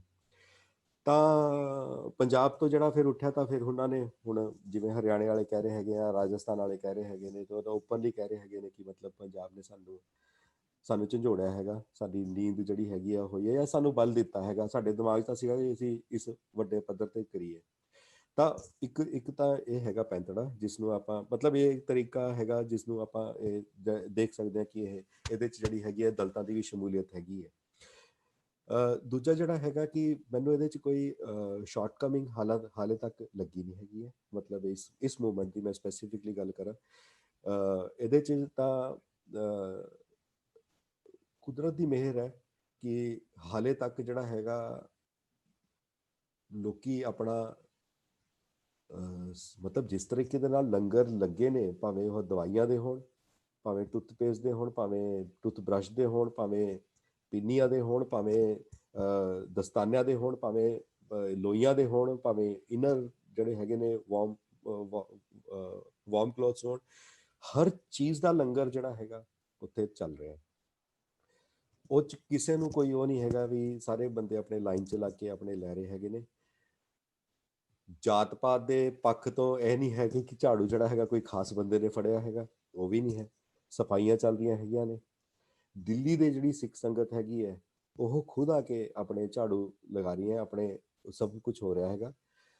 ਐਡੀ ਵੱਡੀ ਭੀੜ ਜਿਹੜੀ ਹੈਗੀ ਹੈ, ਸਵੇਰੇ ਹਾਜਤ ਦਾ ਕੰਮ ਵੀ ਹੁੰਦਾ ਹੈਗਾ, ਲੇਕਿਨ ਖਾਲਸਾ ਏਡ ਨੇ ਉੱਥੇ ਬਹੁਤ ਸਾਰਾ ਬੰਦੋਬਸਤ ਕੀਤਾ ਹੋਇਆ। ਹੋਰ ਬਹੁਤ ਸਾਰੇ ਲੋਕਾਂ ਨੇ ਜਿਹੜਾ ਹੈਗੀਆਂ ਟੈਂਪਰੇਰੀ ਟਾਇਲਟ ਦਾ ਪ੍ਰਬੰਧ ਕੀਤਾ ਹੈਗਾ। ਇਹ ਸਾਰਾ ਆਪ ਮੁਹਾਰੇ ਹੋਇਆ ਹੈ। ਇਹਦੇ 'ਚ ਕੋਈ ਇਹ ਨਹੀਂ ਹੈਗਾ ਕਿ ਉੱਥੇ ਕੋਈ ਕਮੇਟੀ ਬੈਠੀ ਹੈ ਜਿਹੜੀ ਕਿ ਸਕਰੂਟਨੀ ਕਰ ਰਹੀ ਹੈ, ਜਿਹੜੀ ਕਿ ਬਹੁਤ ਨਿਗਾਹ ਲਗਾ ਕੇ ਦੇਖ ਰਹੀ ਹੈ ਕਿ ਕਿਹੜੀ ਚੀਜ਼ ਦੀ ਘਾਟ ਹੈ। ਫਲਾਣੇ ਤਾਂ ਨਹੀਂ ਆਇਆ ਹੋਗਾ ਧਮਕਾਣਾ। 20 ਕਿਲੋਮੀਟਰ ਲੰਮੀ ਟਰਾਲੀਆਂ ਖੜੀਆਂ ਨੇ, 16-17 ਹਜ਼ਾਰ ਟਰਾਲੀਆਂ ਖੜੀਆਂ ਨੇ, ਤੇ ਉੱਥੇ ਅਲੱਗ-ਅਲੱਗ ਵਕਫਿਆਂ ਦੇ ਵਿੱਚ ਮੈਂ ਪੂਰਾ ਜਿਹੜਾ ਹੈਗਾ ਚੱਕਰ ਲਗਾ ਕੇ ਦੇਖਿਆ ਹੈਗਾ। ਉੱਥੇ ਬੜਾ ਪੀਸਫੁਲੀ, ਬੜੇ ਇਤਮਨਾਨ ਦੇ ਨਾਲ ਲੋਕੀ ਬੈਠੇ ਨੇ। ਕੋਈ ਹੱਬੜਵਾਈ ਨਹੀਂ ਹੈ, ਕੋਈ ਕੁਝ ਨਹੀਂ ਹੈ। ਇਹ ਮੇਰੇ ਲਈ ਵੀ ਮਤਲਬ ਲੋਕੀ ਕਿ ਮੈਂ ਸ਼ਾਇਦ ਇਹਦੇ ਸ਼ਬਦਾਂ 'ਚ ਬਿਆਨ ਨਾ ਕਰ ਸਕਾਂ।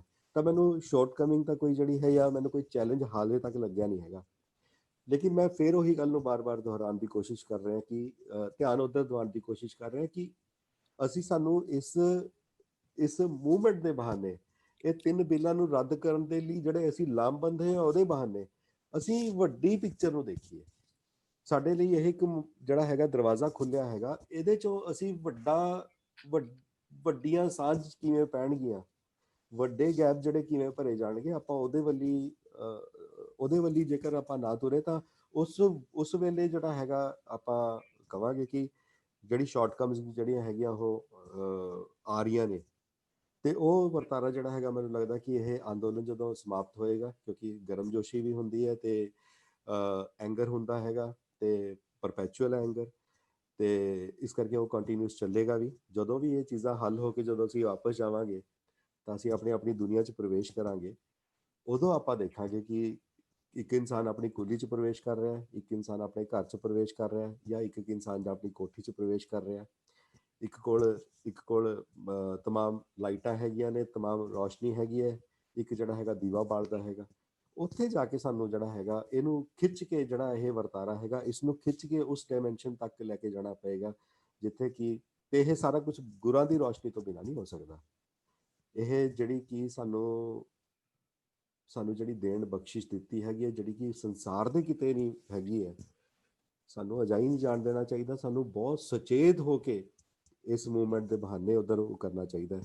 ਮੈਨੂੰ ਲੱਗਦਾ ਕਿ ਇਹ ਆਉਣ ਵਾਲੇ ਸਮੇਂ ਦੇ ਵਿੱਚ ਜਿਹੜਾ ਤੁਹਾਡਾ ਕੁਐਸਚਨ ਹੈਗਾ ਕਿ ਇਸ ਪੈਂਤੜੇ ਤੋਂ, ਇਸ ਤਰੀਕਾਕਾਰ ਤੋਂ ਅਸੀਂ ਉਹ ਕਰਾਂਗੇ ਜੇਕਰ, ਤਾਂ ਮੈਨੂੰ ਲੱਗਦਾ ਕਿ ਅਸੀਂ ਆਉਣ ਵਾਲੇ ਸਮੇਂ ਦੇ ਵਿੱਚ ਇੱਕ ਵੱਡੀ ਚੁਣੌਤੀ ਦੇ ਸਕਾਂਗੇ ਤੇ ਨਾਲੇ ਇੱਕ ਵੱਡੀ ਲਕੀਰ ਖਿੱਚ ਸਕਾਂਗੇ ਕਿ ਮਨੁੱਖਤਾ ਦੇ ਪਹਿਰੇਦਾਰ ਕਿਵੇਂ ਬਣਿਆ ਜਾਂਦਾ ਹੈ, ਤੇ ਲੋਕਾਂ ਦਾ ਜਿਹੜਾ ਜਨ ਸਮੂਹ ਹੈਗਾ। ਹੁਣ ਤਾਂ ਇੱਥੇ ਲੋਕਤੰਤਰ ਹੈਗਾ, ਠੀਕ ਹੈ, ਆਪਾਂ ਮੰਨਦੇ ਹਾਂ, ਲੋਕਤੰਤਰ ਹੈ ਨਹੀਂ ਇੱਥੇ।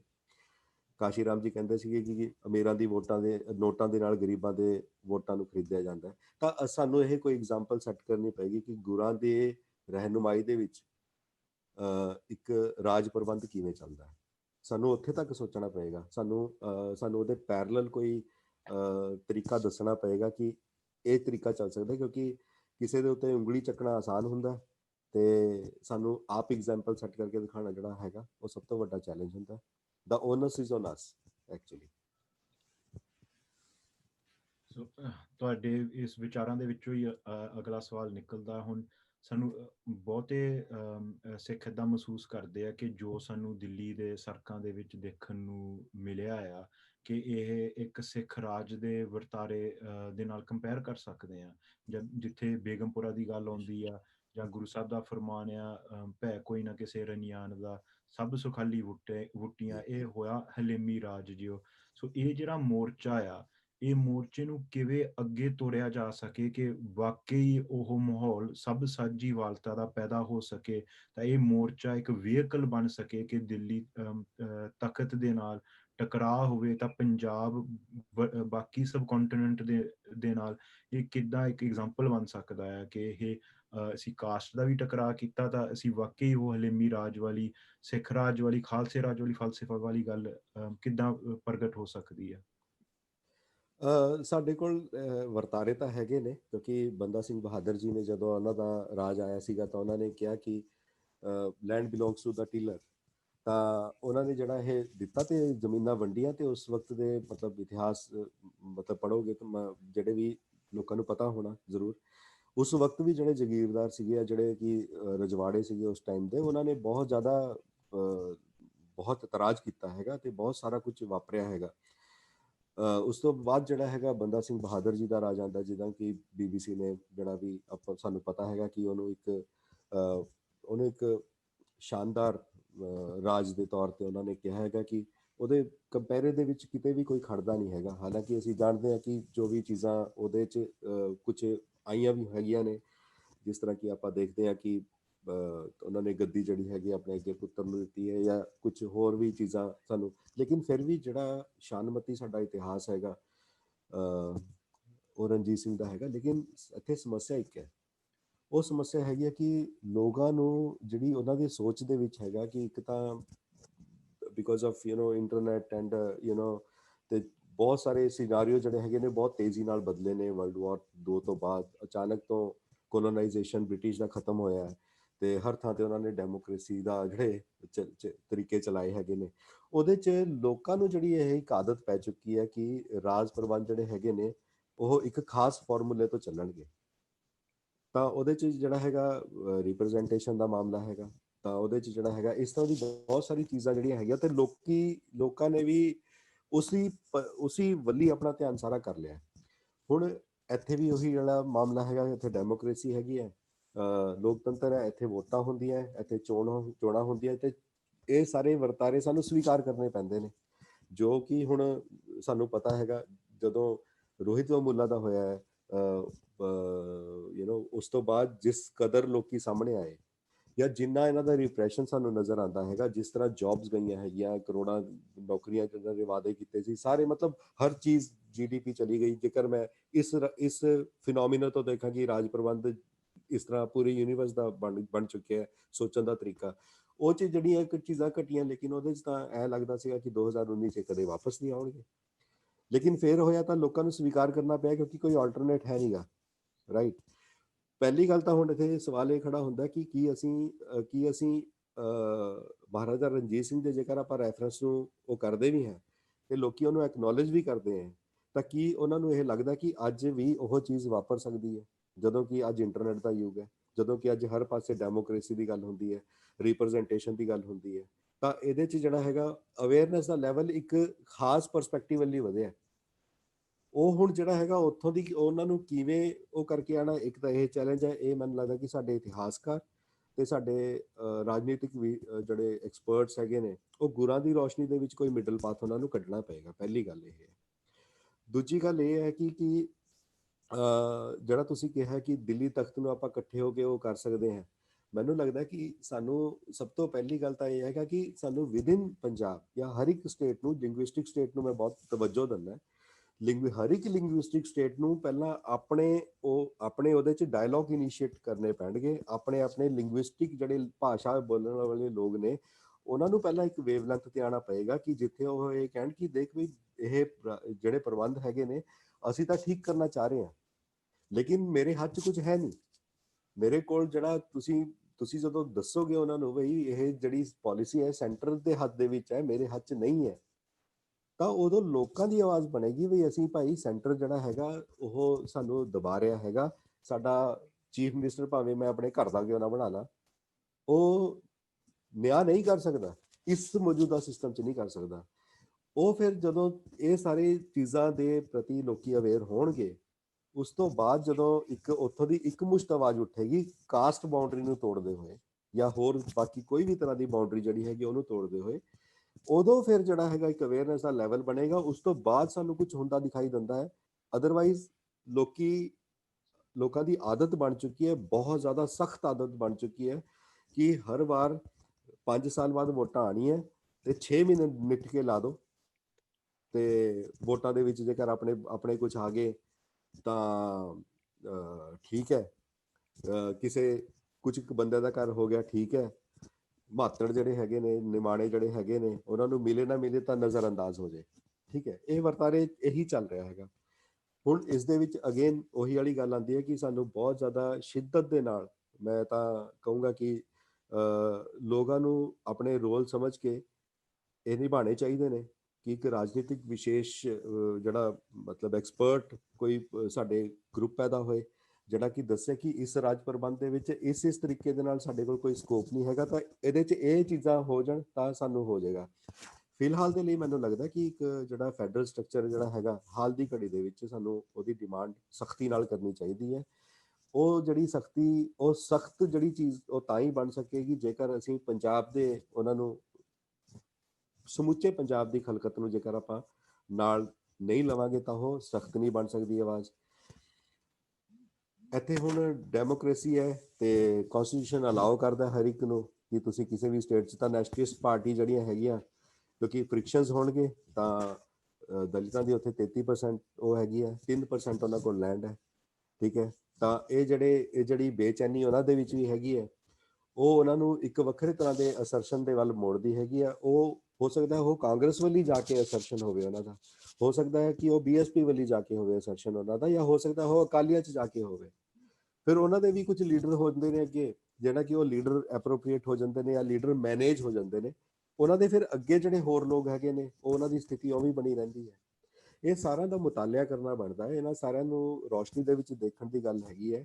ਮੈਨੂੰ ਲੱਗਦਾ ਕਿ ਕੁਝ ਇਨੀਸ਼ੀਏਟ ਹੋਈਆਂ ਨੇ ਚੀਜ਼ਾਂ ਪੰਜਾਬ ਦੇ ਵਿੱਚ, ਕੁਝ ਗਰੁੱਪ ਇਸ ਤਰ੍ਹਾਂ ਦੇ ਹੈਗੇ ਨੇ ਜਿਹੜੇ ਕਿ ਵੱਖ-ਵੱਖ ਸਮੱਸਿਆਵਾਂ ਨੂੰ ਲੈ ਕੇ ਗੱਲ ਕਰ ਰਹੇ ਨੇ। ਜਿਵੇਂ ਮੈਂ ਇਸ ਗੱਲ ਦਾ ਮੇਰਾ ਜਿਹੜਾ ਜ਼ੋਰ ਹੈਗਾ ਉਹ ਇਸ ਗੱਲ ਦੇ ਉੱਤੇ ਹੈ ਕਿ ਪਹਿਲੀ ਗੱਲ ਤਾਂ ਫੈਡਰਲ ਸਿਸਟਮ ਜਿਹੜਾ ਹੈਗਾ ਉਹਨੂੰ ਬਹਾਲ ਕੀਤਾ ਜਾਵੇ। ਬਈ ਇਹ ਕਿਵੇਂ ਹੋ ਸਕਦਾ ਕਿ 1 ਕਰੋੜ 30-40 ਲੱਖ ਦੀ 1 ਅਰਬ 30-40 ਕਰੋੜ ਦੇ ਇੰਨੇ ਵੱਡੇ ਉਹਦੇ 'ਚ ਤੁਸੀਂ ਇੰਨੀ ਜ਼ਬਰਦਸਤ ਡਾਈਵਰਸਿਟੀ ਹੋਵੇ, ਸੁਭਾਂਤੇ ਲੋਕ ਹੋਣ, ਤਾਂ ਤੁਸੀਂ ਇੱਕੋ ਪੈਮਾਨੇ ਦੇ ਨਾਲ ਉਹਨਾਂ ਨੂੰ ਨਹੀਂ ਉਹ ਕਰ ਸਕਦੇ, ਪਹਿਲੀ ਗੱਲ। ਦੂਜੀ ਗੱਲ ਜਿਹੜੀ ਹੈਗੀ ਹੈ ਤਾਂ ਫੈਡਰਲ ਸਿਸਟਮ ਹੋਵੇ। ਦੂਜੀ ਗੱਲ ਜਿਹੜੀ ਹੈਗੀ ਆ ਉਹ ਹੈਗੀ ਹੈ ਕਿ ਇੱਥੇ ਇੱਕ OBC ਜਿਹੜੀ ਕੈਟਾਗਰੀ ਹੈਗੀ ਹੈ ਪੂਰੇ ਭਾਰਤ ਦੇ ਵਿੱਚ, ਉਹਨਾਂ ਦਾ 52% ਜਿਹੜਾ ਹੈਗਾ 1931 ਤੋਂ ਬਾਅਦ ਉਹਨਾਂ ਦੀ ਗਿਣਤੀ ਹੋਈ ਨਹੀਂ ਹੈ ਸੈਂਸਸ ਦੇ ਵਿੱਚ। ਤਾਂ ਬਾਬਾ ਸਾਹਿਬ ਅੰਬੇਡਕਰ ਨੇ ਕੋਸ਼ਿਸ਼ ਕੀਤੀ ਸੀ, ਬਾਅਦ ਦੇ ਵਿੱਚ ਮੰਡਲ ਕਮਿਸ਼ਨ ਵੀ ਬਣਿਆ ਹੈਗਾ, ਲੇਕਿਨ ਅਸੀਂ ਦੇਖਦੇ ਹਾਂ ਕਿ ਉਧਰ ਵੀ ਉਹਨਾਂ ਦਾ ਸਾਨੂੰ ਕੁਝ ਪਤਾ ਨਹੀਂ ਹੈਗਾ। ਤਾਂ ਜਿਹੜਾ ਅਵੇਅਰਨੈਸ ਹੈਗੀ ਹੈ ਉਹ ਇੱਥੇ ਇਸੇ ਤਰੀਕੇ ਨਾਲ ਹੀ ਆ ਸਕਦੀ ਹੈ, ਮੈਂ ਸਾਫ਼ ਕਹਾਂ ਤੁਹਾਨੂੰ। ਤਾਂ ਉਹ ਕਾਸਟ ਸੈਂਸਸ ਤਾਂ ਮੈਂ ਸੋਚ ਰਿਹਾ, ਮੇਰਾ ਇਹ ਹੈਗਾ ਕਿ ਫੈਡਰਲਿਜ਼ਮ ਦੀ ਗੱਲ ਕਰੀਏ, ਕਾਸਟ ਸੈਂਸਸ ਦੀ ਗੱਲ ਕਰੀਏ, ਲੈਂਡ ਰਿਫਾਰਮਸ ਦੀ ਗੱਲ ਕਰੀਏ, ਤਾਂ ਕਿ ਲੋਕਾਂ ਦੇ ਵਿੱਚ ਥੋੜੀ ਜਿਹੀ ਅਵੇਅਰਨੈਸ ਆਵੇ, ਤਾਂ ਫਿਰ ਉਹ ਘੱਟੋ ਘੱਟ ਚੀਜ਼ਾਂ ਸਰਫੇਸ ਤੇ ਆਉਣਗੀਆਂ, ਉਹਨਾਂ ਦੀ ਨੌਲੇਜ ਦਾ ਹਿੱਸਾ ਬਣਨਗੀਆਂ। ਤਾਂ ਫਿਰ ਲੋਕੀ ਡਾਇਲੋਗ ਕਰਨਗੇ, ਡਿਬੇਟ ਕਰਨਗੇ, ਤੇ ਲੋਕੀ ਫਿਰ ਜਿਹੜੇ ਹੈਗੇ ਨੇ ਆਪਣੇ ਨੇਤਾਵਾਂ ਨੂੰ ਕੋਲ ਜਾਣਗੇ, ਲੀਡਰਾਂ ਕੋਲ ਜਾਣਗੇ। ਤਾਂ ਇਹ ਹੌਲੀ ਹੌਲੀ ਇੱਕ ਰੂਪ ਲਏਗਾ। ਤਾਂ ਜਿਸ ਤਰ੍ਹਾਂ ਵੀਰ ਨੇ ਕਿਹਾ ਹੈਗਾ, ਗੁਰਨਿਸ਼ਾਨ ਵੀਰ ਨੇ, ਤਾਂ ਫਿਰ ਆਪਾਂ ਜਿਹੜਾ ਹੈਗਾ ਇੱਕ ਸਖਤ ਆਵਾਜ਼ ਬਣ ਕੇ ਜਿਹੜਾ ਹੈਗਾ ਦਿੱਲੀ ਦੇ ਤਖਤ ਨੂੰ ਉਹ ਕਰ ਸਕਦੇ ਹਾਂ। ਇਹ ਕੁਝ ਰਸਤੇ ਹੈਗੇ ਨੇ, ਸਾਨੂੰ ਇਹਨਾਂ ਦੇ ਉੱਤੇ ਚੱਲਣ ਦੀ ਲੋੜ ਹੈ, ਕਿਉਂਕਿ ਇਹ ਡੈਮੋਕ੍ਰੇਸੀ ਦੇ ਵਿੱਚ ਸਾਨੂੰ ਇਸੇ ਤਰ੍ਹਾਂ ਦਾ ਸਪੇਸ ਹੈਗਾ। ਕਿਉਂਕਿ ਅਸੀਂ ਹੋਰ ਜ਼ਿਆਦਾ ਅਸੀਂ ਨਹੀਂ ਗਵਾ ਸਕਦੇ। ਲੋਕ 2.5 ਲੱਖ ਸਿੱਖ ਸਾਡਾ ਜਿਹੜਾ ਹੈਗਾ ਉਹ ਹੋਇਆ ਹੈਗਾ, ਸਾਨੂੰ ਬਹੁਤ ਸਾਰਾ ਸੰਤਾਪ ਝੱਲਣਾ ਪਿਆ ਹੈ। ਸਾਡੀ ਹਲੇ ਫਿਲਹਾਲ ਸਾਡੀ ਉਹ ਨਹੀਂ ਹੈ। ਤਾਂ ਅਸੀਂ ਹੋਰਨਾਂ ਰਾਜਾਂ ਵੱਲ ਦੇਖਦੇ ਹੋਏ ਹੋਰ ਰਾਜਾਂ ਨੂੰ ਅਸੀਂ ਰਿਕੁਐਸਟ ਕਰੀਏ ਕਿ ਉਹ ਵੀ ਇਸ ਪੈਂਤੜੇ ਤੋਂ ਸੋਚਣ। ਤੇ ਮੈਨੂੰ ਲੱਗ ਰਿਹਾ ਕਿ ਇੱਕ ਖੈਰ ਕੁਦਰਤ ਦਾ ਆਪਣਾ ਵੀ ਵਰਤਾਰਾ ਹੁੰਦਾ, ਤੇ ਉਸ ਦੇ ਵਿੱਚ ਵੀ ਮੈਨੂੰ ਭਰੋਸਾ ਹੈਗਾ ਕਿ ਸਾਊਥ ਏਸ਼ੀਅਨ ਕੰਟਰੀਜ਼ ਜਿਹੜੀਆਂ ਹੈਗੀਆਂ ਉਹਦੇ 'ਚ ਕਮੋਬੇਸ਼ ਇੱਕੋ ਤਰ੍ਹਾਂ ਦੀ ਸਥਿਤੀ ਬਣੀ ਹੋਈ ਹੈ। ਇਹ ਨਹੀਂ ਹੈਗਾ ਕਿ ਪਾਕਿਸਤਾਨ ਦਾ ਵੀ ਜਦੋਂ ਵੰਡ ਹੋਈ ਹੈ ਉੱਥੇ, ਤਾਂ ਉੱਥੇ ਕੁਝ ਲੋਕਾਂ ਨੇ ਜਿਹੜਾ ਹੈਗਾ, ਜਿਹੜੇ ਉੱਚੀ ਜਾਤ ਦੇ ਮੁਸਲਮਾਨ ਹੈਗੇ ਨੇ, ਹਜ਼ਾਰਾਂ ਏਕੜ ਉਹਨਾਂ ਨੇ ਆਪਣੇ ਨਾਂ ਕਰਕੇ ਤੇ ਉਹਨਾਂ ਨੇ ਫਿਰ ਆਪਣੀ ਬਹੁਤ ਸਾਰਾ ਇੰਪਾਇਰ ਖੜੇ ਕਰ ਲਏ ਨੇ। ਤੇ ਉੱਥੇ ਵੀ ਮਾਤੜਾ ਦੀ ਗਿਣਤੀ ਜਿਹੜੀ ਹੈਗੀ ਹੈ ਬਹੁਤ ਜ਼ਿਆਦਾ ਹੈ।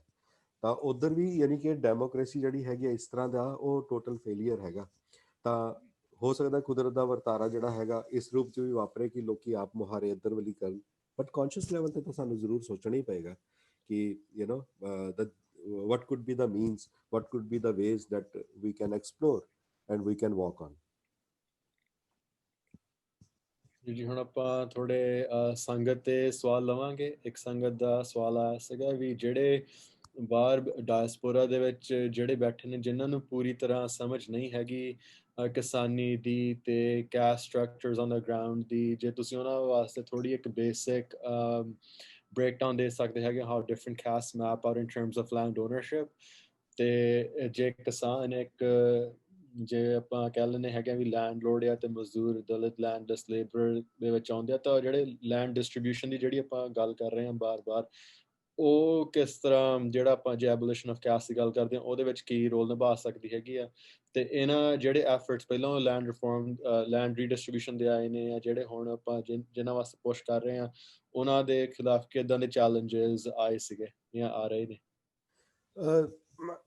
ਇੱਕ ਚੀਜ਼ ਤਾਂ ਆਪਾਂ ਬਾਟਮ ਲਾਈਨ ਮੰਨ ਕੇ ਚੱਲੀਏ ਕਿ ਸੈਂਟਰ ਦਾ ਬਿਲਕੁਲ ਵੀ ਇਹ ਉਦੇਸ਼ ਹੈ ਨਹੀਂ ਕਿ ਕੋਈ ਵੀ ਰਾਜ ਜਿਹੜਾ ਹੈਗਾ ਉਹ ਕਾਸਟ ਦੇ ਡਿਸਕੋਰਸ ਤੋਂ ਪਰਾਂ ਹਟੇ। ਤਾਂ ਕਾਸਟ ਦੀ ਜਿਹੜੀ ਹੈਗੀ ਆ ਉਹ ਵੰਡੀਆਂ ਬਣੀਆਂ ਰਹਿਣ, ਇਹਦੇ 'ਚ ਸੈਂਟਰ ਦੀ ਭਲਾਈ ਹੈ। ਤਾਂ ਉਹ ਜਿਹੜਾ ਹੈਗਾ ਜੇਕਰ ਲੈਂਡ ਡਿਸਟ੍ਰੀਬਿਊਸ਼ਨ ਹੁੰਦੀ ਹੈ ਤਾਂ ਡੈਫੀਨੇਟਲੀ ਲੋਕ ਐਮਪਾਵਰ ਹੁੰਦੇ ਨੇ। ਲੈਂਡ ਇੱਕ ਬਹੁਤ ਕੌਨਫੀਡੈਂਸ ਦਿੰਦੀ ਹੈ ਸਾਨੂੰ ਕਿ ਮਤਲਬ ਕਿਸੇ ਦੇ ਘਰੇ ਤੁਸੀਂ ਕਿਰਾਏ ਤੇ ਰਹਿਣਾ ਤੇ ਆਪਣੇ ਘਰ 'ਚ ਰਹਿਣਾ ਬੜੀ ਵੱਡੀ ਗੱਲ ਹੁੰਦੀ ਹੈ। ਤੇ ਕਿਸੇ ਦੀ ਜ਼ਮੀਨ ਦੇ ਉੱਤੇ ਖੇਤ ਮਜ਼ਦੂਰੀ ਕਰਨੀ ਜਾਂ ਆਪਣੀ ਜ਼ਮੀਨ ਦੇ ਉੱਤੇ ਆਪਣੇ ਜ਼ਮੀਨ ਦੇ ਉੱਤੇ ਕਿਸਾਨੀ ਕਰਨੀ, ਇਹਦੇ 'ਚ ਜ਼ਮੀਨ ਆਸਮਾਨ ਦਾ ਫਰਕ ਹੁੰਦਾ ਹੈ। ਤਾਂ ਉਹ ਸਾਨੂੰ ਇੱਕ ਰਾਈਟ ਲੈਵਲ ਦੇ ਉੱਤੇ as land as a right, ਤਾਂ ਉਸ ਪੈਂਤੜੇ ਦੇ ਉੱਤੋਂ ਸੀਗਾ ਕਿ ਰੀਡਿਸਟ੍ਰੀਬਿਊਸ਼ਨ ਇਹਦੀ ਹੋਣੀ ਚਾਹੀਦੀ ਹੈ, ਬਈ ਜਿੰਨੇ ਲੋਕ ਹੈਗੇ ਨੇ ਉਹਨਾਂ ਨੂੰ ਜ਼ਮੀਨਾਂ ਵੰਡੀਆਂ ਜਾਣ। ਤਾਂ ਉਹ ਜਿਹੜਾ ਹੈਗਾ ਉਹ ਬਾਬਾ ਸਾਹਿਬ ਅੰਬੇਡਕਰ ਨੇ ਉਹ ਕੀਤਾ ਸੀਗਾ। ਸਾਊਥ ਦੇ ਵਿੱਚ ਕੁਝ ਇੱਕ ਸਟੇਟਾਂ ਦੇ ਵਿੱਚ ਹੋਇਆ, ਲੇਕਿਨ ਉਹ ਰੁਕ ਗਿਆ ਇੱਕਦਮ। ਇੱਥੇ ਵੀ ਜਿਹੜਾ ਹੈਗਾ ਲੈਂਡ ਦੇ ਉੱਤੇ ਹੁਣ ਜਿਨ੍ਹਾਂ ਕੋਲ ਬਹੁਤ ਜ਼ਿਆਦਾ ਲੈਂਡ ਹੈਗੀ ਹੈ, ਤਾਂ ਮੈਂ ਇਹ ਨਹੀਂ ਕਹੂੰਗਾ ਕਿ ਉਹਨਾਂ ਕੋਲ ਬਹੁਤ ਹੀ ਜ਼ਿਆਦਾ ਲੈਂਡ ਹੈ, ਲੇਕਿਨ ਫਿਰ ਵੀ ਬਾਕੀਆਂ ਨਾਲੋਂ ਤਾਂ ਉਹਨਾਂ ਕੋਲ ਬਹੁਤ ਜ਼ਿਆਦਾ ਲੈਂਡ ਹੈ। ਲੇਕਿਨ ਲੈਂਡ ਨਾਲ ਜਿਹੜਾ ਮੋਹ ਜਿਹੜਾ ਇੰਨਾ ਜ਼ਿਆਦਾ ਹੈਗਾ ਕਿ ਉਹਦੇ ਉੱਤੇ ਤਾਂ ਮਤਲਬ ਗੀਤ ਬਣੇ ਹੋਏ ਨੇ, ਉਹਦੇ ਉੱਤੇ ਤਾਂ ਵਾਰਦਾਤਾਂ ਹੋ ਚੁੱਕੀਆਂ ਨੇ। ਤਾਂ ਅਸੀਂ ਉਹਨੂੰ ਇਹ ਇੱਕ ਜਿਹੜੀ ਸਾਈਕੀ ਹੈਗੀ ਹੈ ਉਹ ਇਸ ਕਦਰ ਜੁੜੀ ਹੋਈ ਹੈ ਇੱਥੇ ਪੰਜਾਬ ਦੇ ਵਿੱਚ ਕਿ ਮਤਲਬ ਉਹਦੇ ਉੱਤੇ ਫਿਰ ਹਥਿਆਰਾਂ ਦੇ ਵੀ ਗੀਤ ਹੈਗੇ ਨੇ ਸਾਡੇ ਕੋਲ। ਸਾਡਾ ਸਰਮਾਇਆ ਇੱਧਰ ਵਾਲਾ ਪਾਸਾ ਇਸ ਤਰ੍ਹਾਂ ਦਾ ਹੈਗਾ। ਤਾਂ ਲੈਂਡ ਰਿਫਾਰਮ ਜਿਹੜਾ ਹੈਗਾ ਉਹਨਾਂ ਦੇ ਤਾਂ ਗਲੇ ਤੋਂ ਥੱਲੇ ਨਹੀਂ ਉਤਰੇਗਾ ਸ਼ਾਇਦ ਇਸ ਤਰ੍ਹਾਂ ਦੇ ਮਾਹੌਲ ਦੇ ਵਿੱਚ। ਤਾਂ ਉਹ ਇੱਕ ਚੀਜ਼ ਹੈਗੀ ਹੈ ਜਿਹੜੀ ਕਿ ਬਹੁਤ ਵੱਡਾ ਇੱਕ ਚੈਲੰਜ ਹੈਗੀ ਹੈ ਕਿ ਰੋਕਦੀ ਹੈ। ਉਹ ਇਸ ਕਰਕੇ ਵੀ ਹੈ, ਕਾਮ ਕ੍ਰੋਧ ਲੋਭ ਮੋਹ ਹੰਕਾਰ ਤੋਂ ਸਾਨੂੰ ਦੂਰ ਰਹਿਣ ਦੀ ਦੱਸੀ ਹੈ, ਤੇ ਇੱਕ ਕੁਦਰਤ ਦੇ ਵਿੱਚ ਇੱਕਮਿਕ ਹੋ ਕੇ ਕੁਦਰਤ ਦੇ ਨਾਲ ਸਾਂਝ ਪਾ ਕੇ, ਇੱਕ ਤਾਂ ਹੈਗਾ ਵਤੀਰਾ। ਦੂਜਾ ਹੈਗਾ ਕਿ ਤੁਸੀਂ ਜਿਹੜੀ ਜਿੰਨੀ ਵੀ ਤੁਹਾਡੇ ਕੋਲੋਂ ਲਗਜ਼ਰੀ ਹਾਸਿਲ ਹੋ ਸਕਦੀ ਹੈ, ਤੁਸੀਂ ਉਹ ਲਗਜ਼ਰੀ ਜਿਹੜੀ ਹੈਗੀ ਹੈ ਆਪਣੀ ਉਹ ਕਰੋ। ਬੇਸ਼ੱਕ ਕੁਦਰਤ ਦਾ ਘਾਣ ਹੋਵੇ ਜਾਂ ਮਨੁੱਖਤਾ ਦਾ ਘਾਣ ਹੋਏ, ਹਾਰਡਲੀ ਮੈਟਰ। ਤੇ ਕਿਉਂਕਿ ਉਹ ਰਾਈਟ ਹੈ ਚੀਜ਼ਾਂ ਖਰੀਦਣ ਦਾ ਤੁਹਾਡਾ, ਤਾਂ ਤੁਸੀਂ ਕਰ ਸਕਦੇ ਹੋ। ਇਹ ਇੱਧਰਲੇ ਪਾਸੇ ਜਿਹੜਾ ਝੁਕਾਅ ਜਿਹੜਾ ਹੈਗਾ ਉਹਨਾਂ ਲੋਕਾਂ ਦਾ ਜਿਹੜੇ ਕਿ ਦਲਿਤ ਨਹੀਂ ਹੈਗੇ, ਜਿਨ੍ਹਾਂ ਕੋਲ ਲੈਂਡ ਹੈਗੀ ਹੈ। ਇਹ ਵਰਤਾਰਾ ਭਾਵੇਂ ਉਹ ਸੈਂਟਰ ਦੀ ਪਾਲਿਸੀਜ਼ ਕਰਕੇ ਆਇਆ ਹੋਵੇ ਜਾਂ ਫਿਰ ਉਹ ਕਿਸੇ ਵੀ ਰੂਪ 'ਚ ਆਇਆ ਹੋਵੇ, ਲੇਕਿਨ ਇਹ ਹਕੀਕਤ ਬਣ ਕੇ ਸਾਡੇ ਸਾਹਮਣੇ ਖੜਾ ਹੈ ਕਿ ਲੈਂਡ ਜਿਹੜੇ ਹੈਗੇ ਨੇ ਲੋਕੀ ਨਹੀਂ ਛੱਡਣ ਨੂੰ ਤਿਆਰ ਹੈਗੇ ਨੇ। ਇਹ ਮੈਨੂੰ ਲੱਗਦਾ ਕਿ ਜਦੋਂ ਇਸ ਤਰ੍ਹਾਂ ਦੀ ਕੋਈ ਗੱਲ ਕਿਤੇ ਵੀ ਆਈ ਹੈਗੀ ਹੈ ਤਾਂ ਤੁਰੰਤ ਉੱਥੇ ਜਿਹੜੇ ਲੈਂਡ ਰਿਫਾਰਮਸ ਰੁਕੇ ਨੇ, ਤੇ ਲੋਕਾਂ ਨੇ ਜਿਹੜਾ ਹੈਗਾ ਨਹੀਂ ਦੇਖਿਆ ਹੈਗਾ ਕਿ ਸਾਨੂੰ ਬਰਾਬਰੀ ਦੇ ਸਿਧਾਂਤ ਤੋਂ ਲੈਂਡ ਡਿਸਟ੍ਰੀਬਿਊਸ਼ਨ ਦਾ ਉਹ ਕਰਨਾ ਚਾਹੀਦਾ ਹੈ। ਇਸੇ ਕਰਕੇ ਇਹਨਾਂ ਚੀਜ਼ਾਂ ਕਰਕੇ ਜਿਹੜਾ ਹੈਗਾ ਚੀਜ਼ਾਂ ਮਜ਼ਾਕ ਬਣ ਕੇ ਰਹਿ ਗਈਆਂ, ਬਈ ਜਿਹੜੀ ਆਜ਼ਾਦੀ ਆ ਉਹ ਮਜ਼ਾਕ ਬਣ ਕੇ ਰਹਿ ਗਈ। ਇਹ ਇਸੇ ਤਰੀਕੇ ਦੇ ਨਾਲ ਜਿਹੜਾ ਇੱਥੇ ਕੌਨਸਟੀਟਿਊਸ਼ਨ ਦਾ ਜਿਹੜਾ ਹੈਗਾ ਫਰਟਰਨਿਟੀ, ਇਕੁਐਲਿਟੀ, ਲਿਬਰਟੀ, ਇਹ ਸਾਰੀਆਂ ਚੀਜ਼ਾਂ ਮਜ਼ਾਕ ਬਣ ਕੇ ਰਹਿ ਗਈਆਂ। ਤਾਂ ਇਸ ਨੂੰ ਹੁਣ ਜੇਕਰ ਕਿਸੇ ਨੇ ਸਟੱਡੀ ਕਰਨਾ ਹੈਗਾ, ਮੈਨੂੰ ਲੱਗਦਾ ਕਿ ਕਾਸਟ ਜਿਹੜੀ ਹੈ is the biggest reality of India, number 1। And number 2, it is a, Baba Saheb Ambedkar ਕਹਿੰਦੇ ਨੇ ਗ੍ਰੇਡਡ ਇਨਇਕੁਐਲਿਟੀ ਹੈ। ਇਹ ਗ੍ਰੇਡਡ ਇਨਇਕੁਐਲਿਟੀ ਹੈ, ਇਹ ਟਿਕੀ ਤਾਂ ਰਹੀ ਹੈ। ਬਹੁਤ ਸਾਰੀਆਂ ਜਿਹੜੀਆਂ ਇੱਥੇ ਡਾਇਨੈਸਟੀਜ਼ ਹੈਗੀਆਂ ਨੇ, ਬਹੁਤ ਸਾਰੀਆਂ ਇੱਥੇ, ਉਹ ਸਾਰੀਆਂ ਦੀ ਸਾਰੀਆਂ ਜਿਹੜੀਆਂ ਇੰਨੇ ਲੰਮੇ ਸਮੇਂ ਤੱਕ ਕੋਈ ਨਹੀਂ ਚੱਲੀ ਹੈ। ਉਹ ਭਾਵੇਂ ਮੈਸੋਪੋਟਾਮੀਆ ਹੋ, ਜਿਹੜੀ ਮਰਜ਼ੀ ਤੁਸੀਂ ਚੱਕ ਕੇ ਦੇਖ ਲਓ, ਇਹ ਤਾਂ ਹੀ ਕਰਕੇ ਚੱਲੀ ਹੈ ਕਿਉਂਕਿ ਇੱਥੇ ਕਿਸੇ ਨੂੰ ਜਾਤ ਇੰਨੀ ਜ਼ਿਆਦਾ ਦਿਮਾਗ 'ਚ ਭਰੀ ਹੋਈ ਹੈ ਕਿ ਹਰ ਇੱਕ ਨੂੰ ਕਿਸੇ ਤੋਂ ਉੱਤੇ ਹੋਣ ਦਾ ਸੁੱਖ ਹੈ ਤੇ ਕਿਸੇ ਨੂੰ ਕਿਸੇ ਦੇ ਥੱਲੇ ਹੋਣ ਦਾ ਝੋਰਾ ਹੈ, ਕਿਸੇ ਤੋਂ ਥੱਲੇ ਹੋਣ ਦਾ ਖੇਦ ਹੈ, ਦੁੱਖ ਹੈ, ਪੀੜਾ ਹੈ। ਤਾਂ ਥੋੜਾ ਜਿਹਾ ਸੁੱਖ ਹੈ, ਥੋੜਾ ਜਿਹਾ ਪੀੜਾ ਹੈ, ਬਾਕੀ ਰਿਲੀਜੀਅਸਲੀ ਸੈਂਕਸ਼ਨਡ ਹੈ, ਬਾਕੀ ਅੰਧ ਵਿਸ਼ਵਾਸ ਵੀ ਹੈਗੇ ਨੇ ਵੀ ਪਿਛਲੇ ਜਨਮਾਂ ਦਾ ਉਹ ਨਾ ਹੋਵੇ। ਹਾਲਾਂਕਿ ਨਵੀਂ ਰੋਸ਼ਨੀ 'ਚ ਬਹੁਤ ਸਾਰੀ ਚੀਜ਼ਾਂ ਹਟੀਆਂ ਨੇ, ਲੇਕਿਨ ਫਿਰ ਵੀ ਇਹ ਤਾਂ ਬਣੀ ਹੀ ਹੋਇਆ। ਫਿਰ ਉਸ ਤੋਂ ਬਾਅਦ ਜਿਹੜਾ ਹੈਗਾ ਰਾਜ ਦਾ ਪ੍ਰਬੰਧ ਹੈ, ਜਿਹੜਾ ਉਹ ਕਰਦਾ ਹੈ।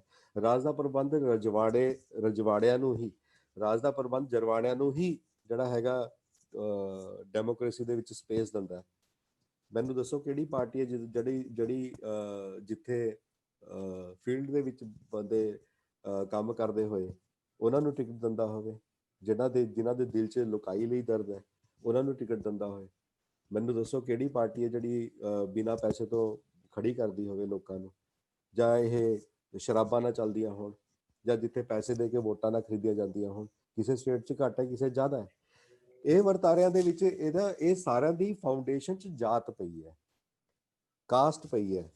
ਕਾਸਟ ਦੇ ਜਿਹੜੇ ਅਲਾਈਐਂਸਿਸ ਨੇ ਸਾਰੀ ਸਟੇਟਾਂ ਦੇ ਵਿੱਚ ਕੁਝ ਲੋਕਾਂ ਨਾਲ ਹੋ ਗਏ ਨੇ, ਤੇ ਇਸ ਸਟੇਟ ਦੀ, ਬ੍ਰਾਹਮਣੀਕਲ ਸਟੇਟ ਦੀ ਇੱਕ ਬਹੁਤ ਜ਼ਬਰਦਸਤ ਗੱਲ ਇਹ ਹੈਗੀ ਹੈ ਕਿ ਉਹ ਕਦੇ ਵੀ ਖੁਦ ਨਹੀਂ ਐਟਰੋਸਿਟੀ ਕਰਦਾ, ਉਹ ਐਟਰੋਸਿਟੀ ਕਰਵਾਉਂਦਾ ਹੈ। ਉਹ ਹਮੇਸ਼ਾ ਉਹ ਕਦੇ ਰਾਜਪੂਤਾਂ ਨੂੰ ਫੜੇਗਾ, ਕਦੇ ਉਹ ਠਾਕਰਾਂ ਨੂੰ ਫੜੇਗਾ, ਕਦੇ ਉਹ ਜੱਟਾਂ ਨੂੰ ਫੜੇਗਾ, ਕਦੇ ਜਾਟਾਂ ਨੂੰ ਫੜੇਗਾ। ਉਹ ਆਪਣੇ ਆਂਧਰਾ ਪ੍ਰਦੇਸ਼ ਚੋਂ ਵੈਲਵਾ ਨੂੰ ਫੜੇਗਾ, ਕੰਮਾਂ ਨੂੰ ਫੜੇਗਾ, ਮਹਾਰਾਸ਼ਟਰ ਚੋਂ ਮਰਾਠੇ ਨੂੰ ਉਹ ਕਰੇਗਾ। ਤਾਂ ਦਲਿਤ ਪੈਂਥਰ ਜਿਹੜੀ ਹੈ ਉਹ ਤਾਂ ਜ਼ਿਆਦਾ ਮਰਾਠਿਆਂ ਨਾਲ ਲੜੀ ਹੈ ਉੱਥੇ, ਉਹਦੇ ਓਪਰੇਸ਼ਨ ਨਾਲ, ਜਿਹੜੀ 1972 ਦੇ ਵਿੱਚ ਜਿਹੜੀ ਦਲਿਤ ਪੈਂਥਰ ਮਹਾਰਾਸ਼ਟਰ ਚੱਲੀ ਹੈ। ਮੇਰੇ ਕਹਿਣ ਤੋਂ ਭਾਵ ਇਹ ਹੈਗਾ ਕਿ ਇਹ ਇੰਨਾ ਕੰਪਲੈਕਸ ਸਿਸਟਮ ਹੈਗਾ ਕਿ ਜੇਕਰ ਤੁਸੀਂ ਇਸ ਤੋਂ ਪਾਰ ਪਾਣੀ ਹੈ ਤਾਂ ਪਹਿਲਾਂ ਤਾਂ ਖੁਦ ਸਕ੍ਰੈਚ ਕਰਨਾ ਪਏਗਾ ਆਪਣੇ ਆਪ ਨੂੰ, ਜਿਹੜੀ ਸੋ ਕਾਲਡ ਉੱਪਰਲੀ ਜਾਤਾਂ ਦੇ ਨੇ, ਕਿ ਮੇਰੇ 'ਚ ਕਿੰਨਾ ਕੁ ਹੈਗਾ। ਤਾਂ ਮੈਂ ਅਕਸਰ ਲੋਕਾਂ ਨੂੰ ਪੁੱਛਦਾ ਹੁੰਦਾ ਕਿ ਜਦੋਂ ਉਹ ਕਹਿੰਦੇ ਕਿ ਮੈਂ ਤਾਂ ਕਾਸਟਲੈਸ ਹਾਂ, ਲੈਫਟ ਵਾਲੇ ਜਿਹੜੇ ਲੋਕ ਹੈਗੇ ਨੇ ਉਹ ਆਪਣੇ ਆਪ ਨੂੰ ਬਹੁਤ ਛੇਤੀ ਸੈਲਫ ਸਰਟੀਫਿਕੇਟ ਦੇ ਦਿੰਦੇ ਆ ਕਿ ਮੈਂ ਤਾਂ ਇਹ ਕਾਸਟ ਨੂੰ ਨਹੀਂ ਮੰਨਦਾ। ਤਾਂ ਮੈਂ ਉਹਨਾਂ ਨੂੰ ਪੁੱਛਦਾ ਕਿ ਕਿਹੜਾ ਸਦੀਆਂ ਦੀ ਇੱਕ ਫਿਨੋਮੀਨਾ ਹੈਗਾ ਤੁਹਾਡੇ ਕੋਲ, ਤੁਸੀਂ ਕਿਹੜੇ ਉਹ ਪ੍ਰੋਸੈਸ ਫੋਲੋ ਕੀਤੇ ਜਿਨ੍ਹਾਂ ਕਰਕੇ ਤੁਸੀਂ ਕਹਿ ਸਕਦੇ ਹੋ ਕਿ ਹਾਂ ਯਾਰ ਅੱਜ ਮੈਂ ਜਿਹੜਾ ਹੈਗਾ ਮੈਂ I am far away from caste, I don't practice it. ਜਦੋਂ ਵੀ ਕੋਈ ਬੰਦਾ ਆਪਣੇ ਘਰ ਦੇ ਵਿੱਚ ਜਾਂਦਾ ਹੈਗਾ ਤੇ ਜਾ ਕੇ ਪ੍ਰਿਵਿਲੇਜਸ ਨੂੰ ਮੰਨਦਾ ਹੈਗਾ, it's because of cost, it is because of cost certainly. ਕਿਉਂਕਿ ਇੱਥੇ ਮਿਹਨਤ, ਜੇਕਰ ਕਹਿੰਦੇ ਕਿ ਮਿਹਨਤ ਨਾਲ ਕਮਾਇਆ ਜਾ ਸਕਦਾ, ਤਾਂ ਮਿਹਨਤ ਤਾਂ ਮਜ਼ਦੂਰ ਬਹੁਤ ਕਰਦੇ ਨੇ, ਉਹਨਾਂ ਤੋਂ ਵੱਧ ਕੌਣ ਕਰੂਗਾ। ਇਹੀ ਵਾਲੀ ਮਿਹਨਤ ਜਦੋਂ ਅਸੀਂ ਅਮਰੀਕਾ ਜਾ ਕੇ ਕਰਦੇ ਹਾਂ ਤਾਂ ਅਸੀਂ ਆਪਣੇ ਸਟੋਰ ਬਣਾ ਲੈਂਦੇ ਹਾਂ, ਅਸੀਂ ਆਪਣੇ ਪੈਟਰੋਲ ਪੰਪ ਬਣਾ ਲੈਂਦੇ ਹਾਂ। 4-5 ਸਾਲ ਜਿੰਦਾਂ ਦੇ ਉੱਥੇ ਆਪਾਂ ਬਹਿਰੇ ਲੱਗੇ ਹੁੰਦੇ ਆ, ਉਹਦੇ ਨਾਲ ਅਸੀਂ ਪਾਰਟਨਰਸ਼ਿਪ 'ਚ ਆ ਜਾਂਦੇ ਹਾਂ, ਗੱਡੀਆਂ ਆ ਜਾਂਦੀਆਂ ਸਾਡੇ। ਇੱਥੇ ਕਿਉਂ ਨਹੀਂ ਹੁੰਦਾ? ਕਿਉਂਕਿ ਇੱਥੇ ਕਾਸਟ ਹੈ, ਇੱਥੇ ਕਾਸਟ ਦੀ ਉਹ ਹੈਗੀ ਹੈ। ਕਾਸਟ ਜਿਹੜੀ ਹੈਗੀ ਹੈ ਉਹ ਗਈ ਨਹੀਂ ਹੈਗੀ ਹੈ। ਇਹ ਸੋਚਣ ਦੀ ਜ਼ਰੂਰਤ ਹੈ ਕਿ ਇੰਨੇ ਡਾਇਨੈਸਟੀਆਂ ਚਲੀਆਂ ਗਈਆਂ, ਇੰਨੇ ਵਕਫੇ ਪੈ ਗਏ, ਇੰਨਾ ਸਭ ਕੁਝ ਹੋ ਗਿਆ, ਮਾਡਰਨਿਜ਼ਮ ਆ ਗਿਆ, ਫਲਾਣਾ ਟਮਕਾਣਾ, 50 ਤਰ੍ਹਾਂ ਦੀ ਚੀਜ਼ਾਂ, ਕਾਸਟ ਕਿਉਂ ਬਣੀ ਹੈ ਭਾਈ? ਪਲੱਸ ਮੈਨੂੰ ਇਹ ਕਹਿਣਾ ਪਏਗਾ ਕਿ ਇਹ ਜਿਹੜੀ ਚੀਜ਼ ਹੈਗੀ ਹੈ, it has gone to other countries now. ਹੁਣ ਕੈਲੀਫੋਰਨੀਆ ਦੇ ਵਿੱਚ ਜਿਹੜੀ ਖਬਰ ਆਈ ਸੀਗੀ ਕਿ ਜਿੱਥੇ ਕਿ ਬਿਕੋਜ਼ ਆਫ ਕਾਸਟ ਜੌਬ ਨਹੀਂ ਦਿੱਤੀ, ਜਿਹਦਾ ਮਾਮਲਾ ਉੱਠਿਆ ਸੀਗਾ, ਮੈਨੂੰ ਚੇਤਾ ਨਹੀਂ ਹੈਗਾ ਕਿ ਐਗਜ਼ੈਕਟਲੀ ਕਦੋਂ ਤੇ ਕਿਹੜੀ ਕੰਪਨੀ ਨੇ ਕੀਤਾ ਸੀਗਾ। ਤੇ ਹੁਣ ਜਿਹੜਾ ਹੈਗਾ ਗੂਗਲ ਹੈਗਾ, ਫੇਸਬੁੱਕ ਹੈਗਾ, ਟਵਿੱਟਰ ਹੈਗਾ, ਜਿਹੜਾ ਇੱਥੇ ਤਾਂ ਉਹ ਸਾਰਾ ਬ੍ਰਾਹਮਣੀਕਲ ਉਹਦੇ ਸਿਸਟਮ ਕੋਲ ਹੈ। ਸਾਡੇ ਜਿਹੜੇ ਫੇਸਬੁੱਕ ਦੇ ਪੇਜ ਹੈਗੇ ਨੇ, ਕਦੇ ਉੱਡਦੇ ਨੇ, ਕਦੇ ਪੋਸਟਾਂ ਜਿਹੜੀਆਂ ਹੁੰਦੀਆਂ, ਬਹੁਤ ਸਾਰੀ ਚੀਜ਼ਾਂ ਵਾਪਰ ਰਹੀਆਂ ਇੱਥੇ, ਪੇਜ ਡਿਲੀਟ ਹੋ ਜਾਂਦੇ ਨੇ। ਕਿਸਾਨ ਮੋਰਚੇ ਦਾ ਪੇਜ ਡਿਲੀਟ ਹੋਇਆ ਸੀਗਾ, ਉਹਨਾਂ ਨੇ ਉਹ ਕੀਤਾ ਹੈਗਾ। ਇਹ ਸਾਰੀਆਂ ਜਿਹੜੀਆਂ ਚੀਜ਼ਾਂ ਹੈਗੀਆਂ, it is only because of cost. ਤੇ ਪੰਜਾਬ ਨੂੰ ਉਹ ਵੱਖਰੇ ਤਰ੍ਹਾਂ ਨਾਲ ਦੇਖਦੇ ਨੇ ਕਿਉਂਕਿ ਪੰਜਾਬ ਦੇ ਵਿੱਚ ਉਹ ਪੋਟੈਂਸ਼ੀਅਲ ਹੈਗਾ ਕਿ ਕਹਿੰਦੇ ਪਤਾ ਨਹੀਂ ਕਦੋਂ ਇਹ ਗੁਰਾਂਵਲੀ ਮੁੜ ਕੇ ਸਾਨੂੰ ਚੈਲੰਜ ਨਾ ਕਰਦੇ। ਤਾਂ ਇਸ ਕਰਕੇ ਇੱਥੇ ਜੱਟ ਦੀ ਵੀ ਸਕਰੂਟਨੀ ਹੈ ਓਨੀ ਜ਼ਿਆਦਾ ਹੈਗੀ ਹੈ। ਜਿਹੜੇ ਬੰਦੇ ਨੇ ਦਸਤਾਰ ਸਜਾਈ ਹੈ ਜਾਂ ਉਹ ਪੰਜਾਬੀ ਹੈ, ਉਹ ਬੰਦੇ ਨੂੰ ਤਾਂ ਉਹ ਦੇਖਣਗੇ ਉਸ ਰੂਪ ਦੇ ਵਿੱਚ, ਜਾਂ ਤਾਂ ਉਹ ਕਹਿਣਗੇ ਕਿ ਸਾਡੇ ਨਾਲ ਆ ਤੇ ਤੈਨੂੰ ਕੁਝ ਪ੍ਰਿਵਿਲੇਜ ਦਿੰਦੇ ਆ ਅਸੀਂ, ਜਾਂ ਤੈਨੂੰ ਕੋਈ ਉਹ ਕਰਦੇ ਆ ਤੇ ਤੂੰ ਜਾ ਕੇ ਉੱਥੇ ਸਾਡਾ ਜਿਹੜਾ ਹੈਗਾ ਸਿਸਟਮ ਨੂੰ ਉਹ ਕਰ। ਲੋਕਾਂ ਨੇ ਕੀਤਾ ਹੈ। ਇਹੀ ਅਕਾਲੀ ਦਲ ਜਦੋਂ ਮੋਰਚੇ ਲਗਾਉਂਦੇ ਰਹੇ ਨੇ ਤਾਂ ਤੁਸੀਂ ਉਹਨਾਂ ਦਾ ਦੇਖ ਸਕਦੇ ਹੋ, ਜ਼ਬਰਦਸਤ 1920 ਤੋਂ ਲੈ ਕੇ ਉਹੀ ਵਾਲੀ ਗੱਲ ਹੈ ਕਿ 2020 100 ਸਾਲ ਬਾਅਦ ਉਹਨਾਂ ਦਾ ਕੀ ਬਣ ਗਿਆ, ਜਾਂ ਜਿੰਨੀ ਵੀ ਇੱਥੇ ਐਂਟੀ ਕਾਸਟ ਮੂਵਮੈਂਟ ਚੱਲੀਆਂ ਨੇ ਉਹਨਾਂ ਦਾ ਕੀ ਬਣਿਆ। ਜਾਂ ਜਿਹੜੀ ਆਪਾਂ ਤੁਸੀਂ ਬੇਗਮਪੁਰਾ ਦੀ ਜਿਹੜੀ ਗੱਲ ਕੀਤੀ ਹੈਗੀ ਹੈ, 600 ਸਾਲ ਪਹਿਲਾਂ 700 ਸਾਲ ਪਹਿਲਾਂ ਜਿਹੜੀ ਚੀਜ਼ਾਂ ਸਟਾਰਟ ਹੋਈਆਂ ਉਹ ਕਿੱਥੇ ਨੇ ਅੱਜ? ਉਹ ਸਾਰੀਆਂ ਜਿਹੜੀਆਂ ਡਿਸਕੋਰਸ ਚੋਂ ਆਊਟ ਕੀਤੀਆਂ ਨੇ, ਜਾਂ ਉਹਨਾਂ ਨੂੰ ਆਰਥੋਡਾਕਸ ਕਿਹਾ ਗਿਆ, ਜਾਂ ਫਿਰ ਉਹਨਾਂ ਨੂੰ ਕਿਹਾ ਕਿ ਮਾਡਰਨ ਸੁਸਾਇਟੀ 'ਚ ਫਿੱਟ ਨਹੀਂ ਬੈਠਦੀਆਂ ਹੈਗੀਆਂ, ਇਹ ਸਾਰੇ ਦੇ ਸਾਰੇ ਨੈਰੇਟਿਵ ਜਿਹੜੇ ਹੈਗੇ ਨੇ ਉਹ ਬਿਕੋਜ਼ ਆਫ ਕਾਸਟ ਜਿਹੜੇ ਹੈਗੇ ਨੇ ਉਹਨਾਂ ਨੂੰ ਅੱਖੋਂ ਪਰੋਖੀ ਕਰਨ ਦੀ ਉਹਨਾਂ ਦੀ ਇੱਕ ਸਫਲ ਕੋਸ਼ਿਸ਼ ਰਹੀ ਹੈ ਹੁਣ ਤੱਕ ਦੀ। ਇਹ ਤਾਂ ਇਹ ਤਾਂ ਇਹ ਤਾਂ ਇਹ ਤਾਂ ਸ਼ੁਕਰ ਹੈਗਾ ਕਿ ਹਲੇ ਵੀ ਗੁਰਾਂ ਤੋਂ ਪਿਆਰ ਨਹੀਂ ਟੁੱਟਿਆ। ਜੇਕਰ ਉਹ ਹੋ ਜਾਂਦਾ ਤਾਂ ਇੱਕ ਬੜਾ ਵੱਡਾ ਚੈਲੰਜ ਖੜਾ ਹੋ ਜਾਣਾ ਸੀਗਾ। ਤਾਂ ਇਹ ਇੱਕ ਮੁਬਾਰਕ ਗੱਲ ਹੈ। ਲੇਕਿਨ ਜਿਸ ਤਰ੍ਹਾਂ ਮੈਂ ਪਹਿਲਾਂ ਕਿਹਾ, ਬਾਕੀ ਹੋਰ ਸਾਰੀ ਡਾਇਮੈਂਸ਼ਨਾਂ ਦੇ ਉੱਤੇ ਸਾਨੂੰ ਫੋਕਸ ਕਰਕੇ ਸਾਨੂੰ ਇਹ it's not a easy task. ਇਹ ਬਹੁਤ ਕੌਨਸ਼ੀਅਸ ਲੈਵਲ ਤੇ ਰੋਜ਼ ਆਪਣੇ ਸਮੇਂ ਨੂੰ ਪ੍ਰੋਪਰਲੀ ਕੱਢ ਕੇ ਅਧਿਐਨ ਕਰਕੇ ਤੇ ਜਿੱਥੇ ਜਿੱਥੇ ਤੁਹਾਨੂੰ ਲੱਗਦਾ ਹੈਗਾ ਕਿ ਇੱਥੇ ਟੀਪ ਕਰਨੀ ਹੈਗੀ ਹੈ, ਜਿੱਥੇ ਇਹ ਖੱਡੇ ਨੂੰ ਭਰਨਾ ਹੈਗਾ, ਇੱਥੇ ਪਲਸਤਰ ਲਾਉਣਾ ਹੈਗਾ, ਇੱਥੇ ਇਹ ਕਰਨਾ ਹੈਗਾ, ਸਾਨੂੰ ਉਹ ਆਇਡੈਂਟੀਫਾਈ ਕਰਨੀ ਪਏਗੀ ਚੀਜ਼ਾਂ ਵੀ ਇੱਥੇ ਪ੍ਰੋਬਲਮ ਹੈ, ਇੱਥੇ ਪ੍ਰੋਬਲਮ ਹੈ, ਇੱਥੇ ਪ੍ਰੋਬਲਮ ਹੈ। ਫਿਰ ਆਪਾਂ ਡਿਸਕਸ ਕਰੀਏ, ਡਾਇਲੋਗ ਕਰੀਏ, ਲੋਕਾਂ ਨੂੰ ਕੁਝ ਕਰਦੇ ਹੋਏ ਦਿਖੀਏ ਤਾਂ ਲੋਕੀ ਸਾਡੇ ਵੱਲ ਆਣਗੇ। ਇਹ ਹੋਏਗਾ ਜੀ। ਵੀ ਜੀ ਇੱਥੇ ਸਾਡਾ ਸਮਾਂ ਸਮਾਪਤ ਹੁੰਦਾ ਆ। ਤਾਂ ਸਵਾਲ ਸੰਗਤ ਤੇ ਹੋਰ ਹੈਗੇ ਆ, ਅਸੀਂ ਸ਼ਾਇਦ ਤੁਹਾਨੂੰ ਆਰਟੀਕਲ ਰੂਪ ਦੇ ਵਿੱਚ ਤੁਹਾਡੇ ਨਾਲ ਸਾਂਝ ਪਾਈਏ ਪੰਥ ਪੰਜਾਬ ਪ੍ਰੋਜੈਕਟ ਦੇ ਵਿੱਚ। ਤੁਹਾਡਾ ਬਹੁਤ ਬਹੁਤ ਧੰਨਵਾਦ, ਤੁਸੀਂ ਆਪਣੇ ਵਿਚਾਰ ਸਾਂਝੇ ਕੀਤੇ। ਤਾਂ ਸਾਰੇ ਸੰਗਤ ਦਾ ਵੀ ਬਹੁਤ ਧੰਨਵਾਦ ਜਿਹੜੇ ਤੁਸੀਂ ਸਾਡੇ ਨਾਲ ਜੁੜੇ ਰਹੇ ਆ। ਤਾਂ ਪਲੀਜ਼ panthpunjab.org ਦੀ ਵੈਬਸਾਈਟ ਤੇ ਜਾ ਕੇ ਈਮੇਲ ਦੇ ਲਿਸਟ ਤੇ ਸਬਸਕ੍ਰਾਈਬ ਜ਼ਰੂਰ ਕਰਿਓ। ਤਾਂ ਬਾਕੀ ਇਹ YouTube ਦੇ ਉੱਤੇ ਆ ਜਾਣਾ, ਇਹ ਵਿਚਾਰ ਤੈਨੂੰ ਜ਼ਰੂਰ ਸਾਂਝਾ ਕਰਿਓ ਜੀ। ਸੋ ਇੱਥੇ ਅਸੀਂ ਫਤਿਹ ਦਾ ਸਾਂਝ ਪਾਈਏ ਤਾਂ ਸਮਾਪਤੀ ਕਰੀਏ ਜੀ। ਵਾਹਿਗੁਰੂ ਜੀ ਕਾ ਖਾਲਸਾ, ਵਾਹਿਗੁਰੂ ਜੀ ਕੀ ਫਤਿਹ। ਤੁਹਾਡਾ ਸ਼ਮਸ਼ੇਰ ਭਾਜੀ, ਤੁਹਾਡਾ ਗੁਰਨਿਸ਼ਾਨ ਵੀਰ, ਪੰਥ ਪੰਜਾਬ ਤੇ ਜਿੰਨੇ ਵੀ ਲੋਕ ਜੁੜੇ ਸੀਗੇ ਸੰਗਤ, ਉਹਨਾਂ ਦਾ ਮੈਂ ਬਹੁਤ ਬਹੁਤ ਧੰਨਵਾਦ ਕਰਦਾ। ਵਾਹਿਗੁਰੂ ਜੀ ਕਾ ਖਾਲਸਾ, ਵਾਹਿਗੁਰੂ ਜੀ ਕੀ ਫਤਿਹ।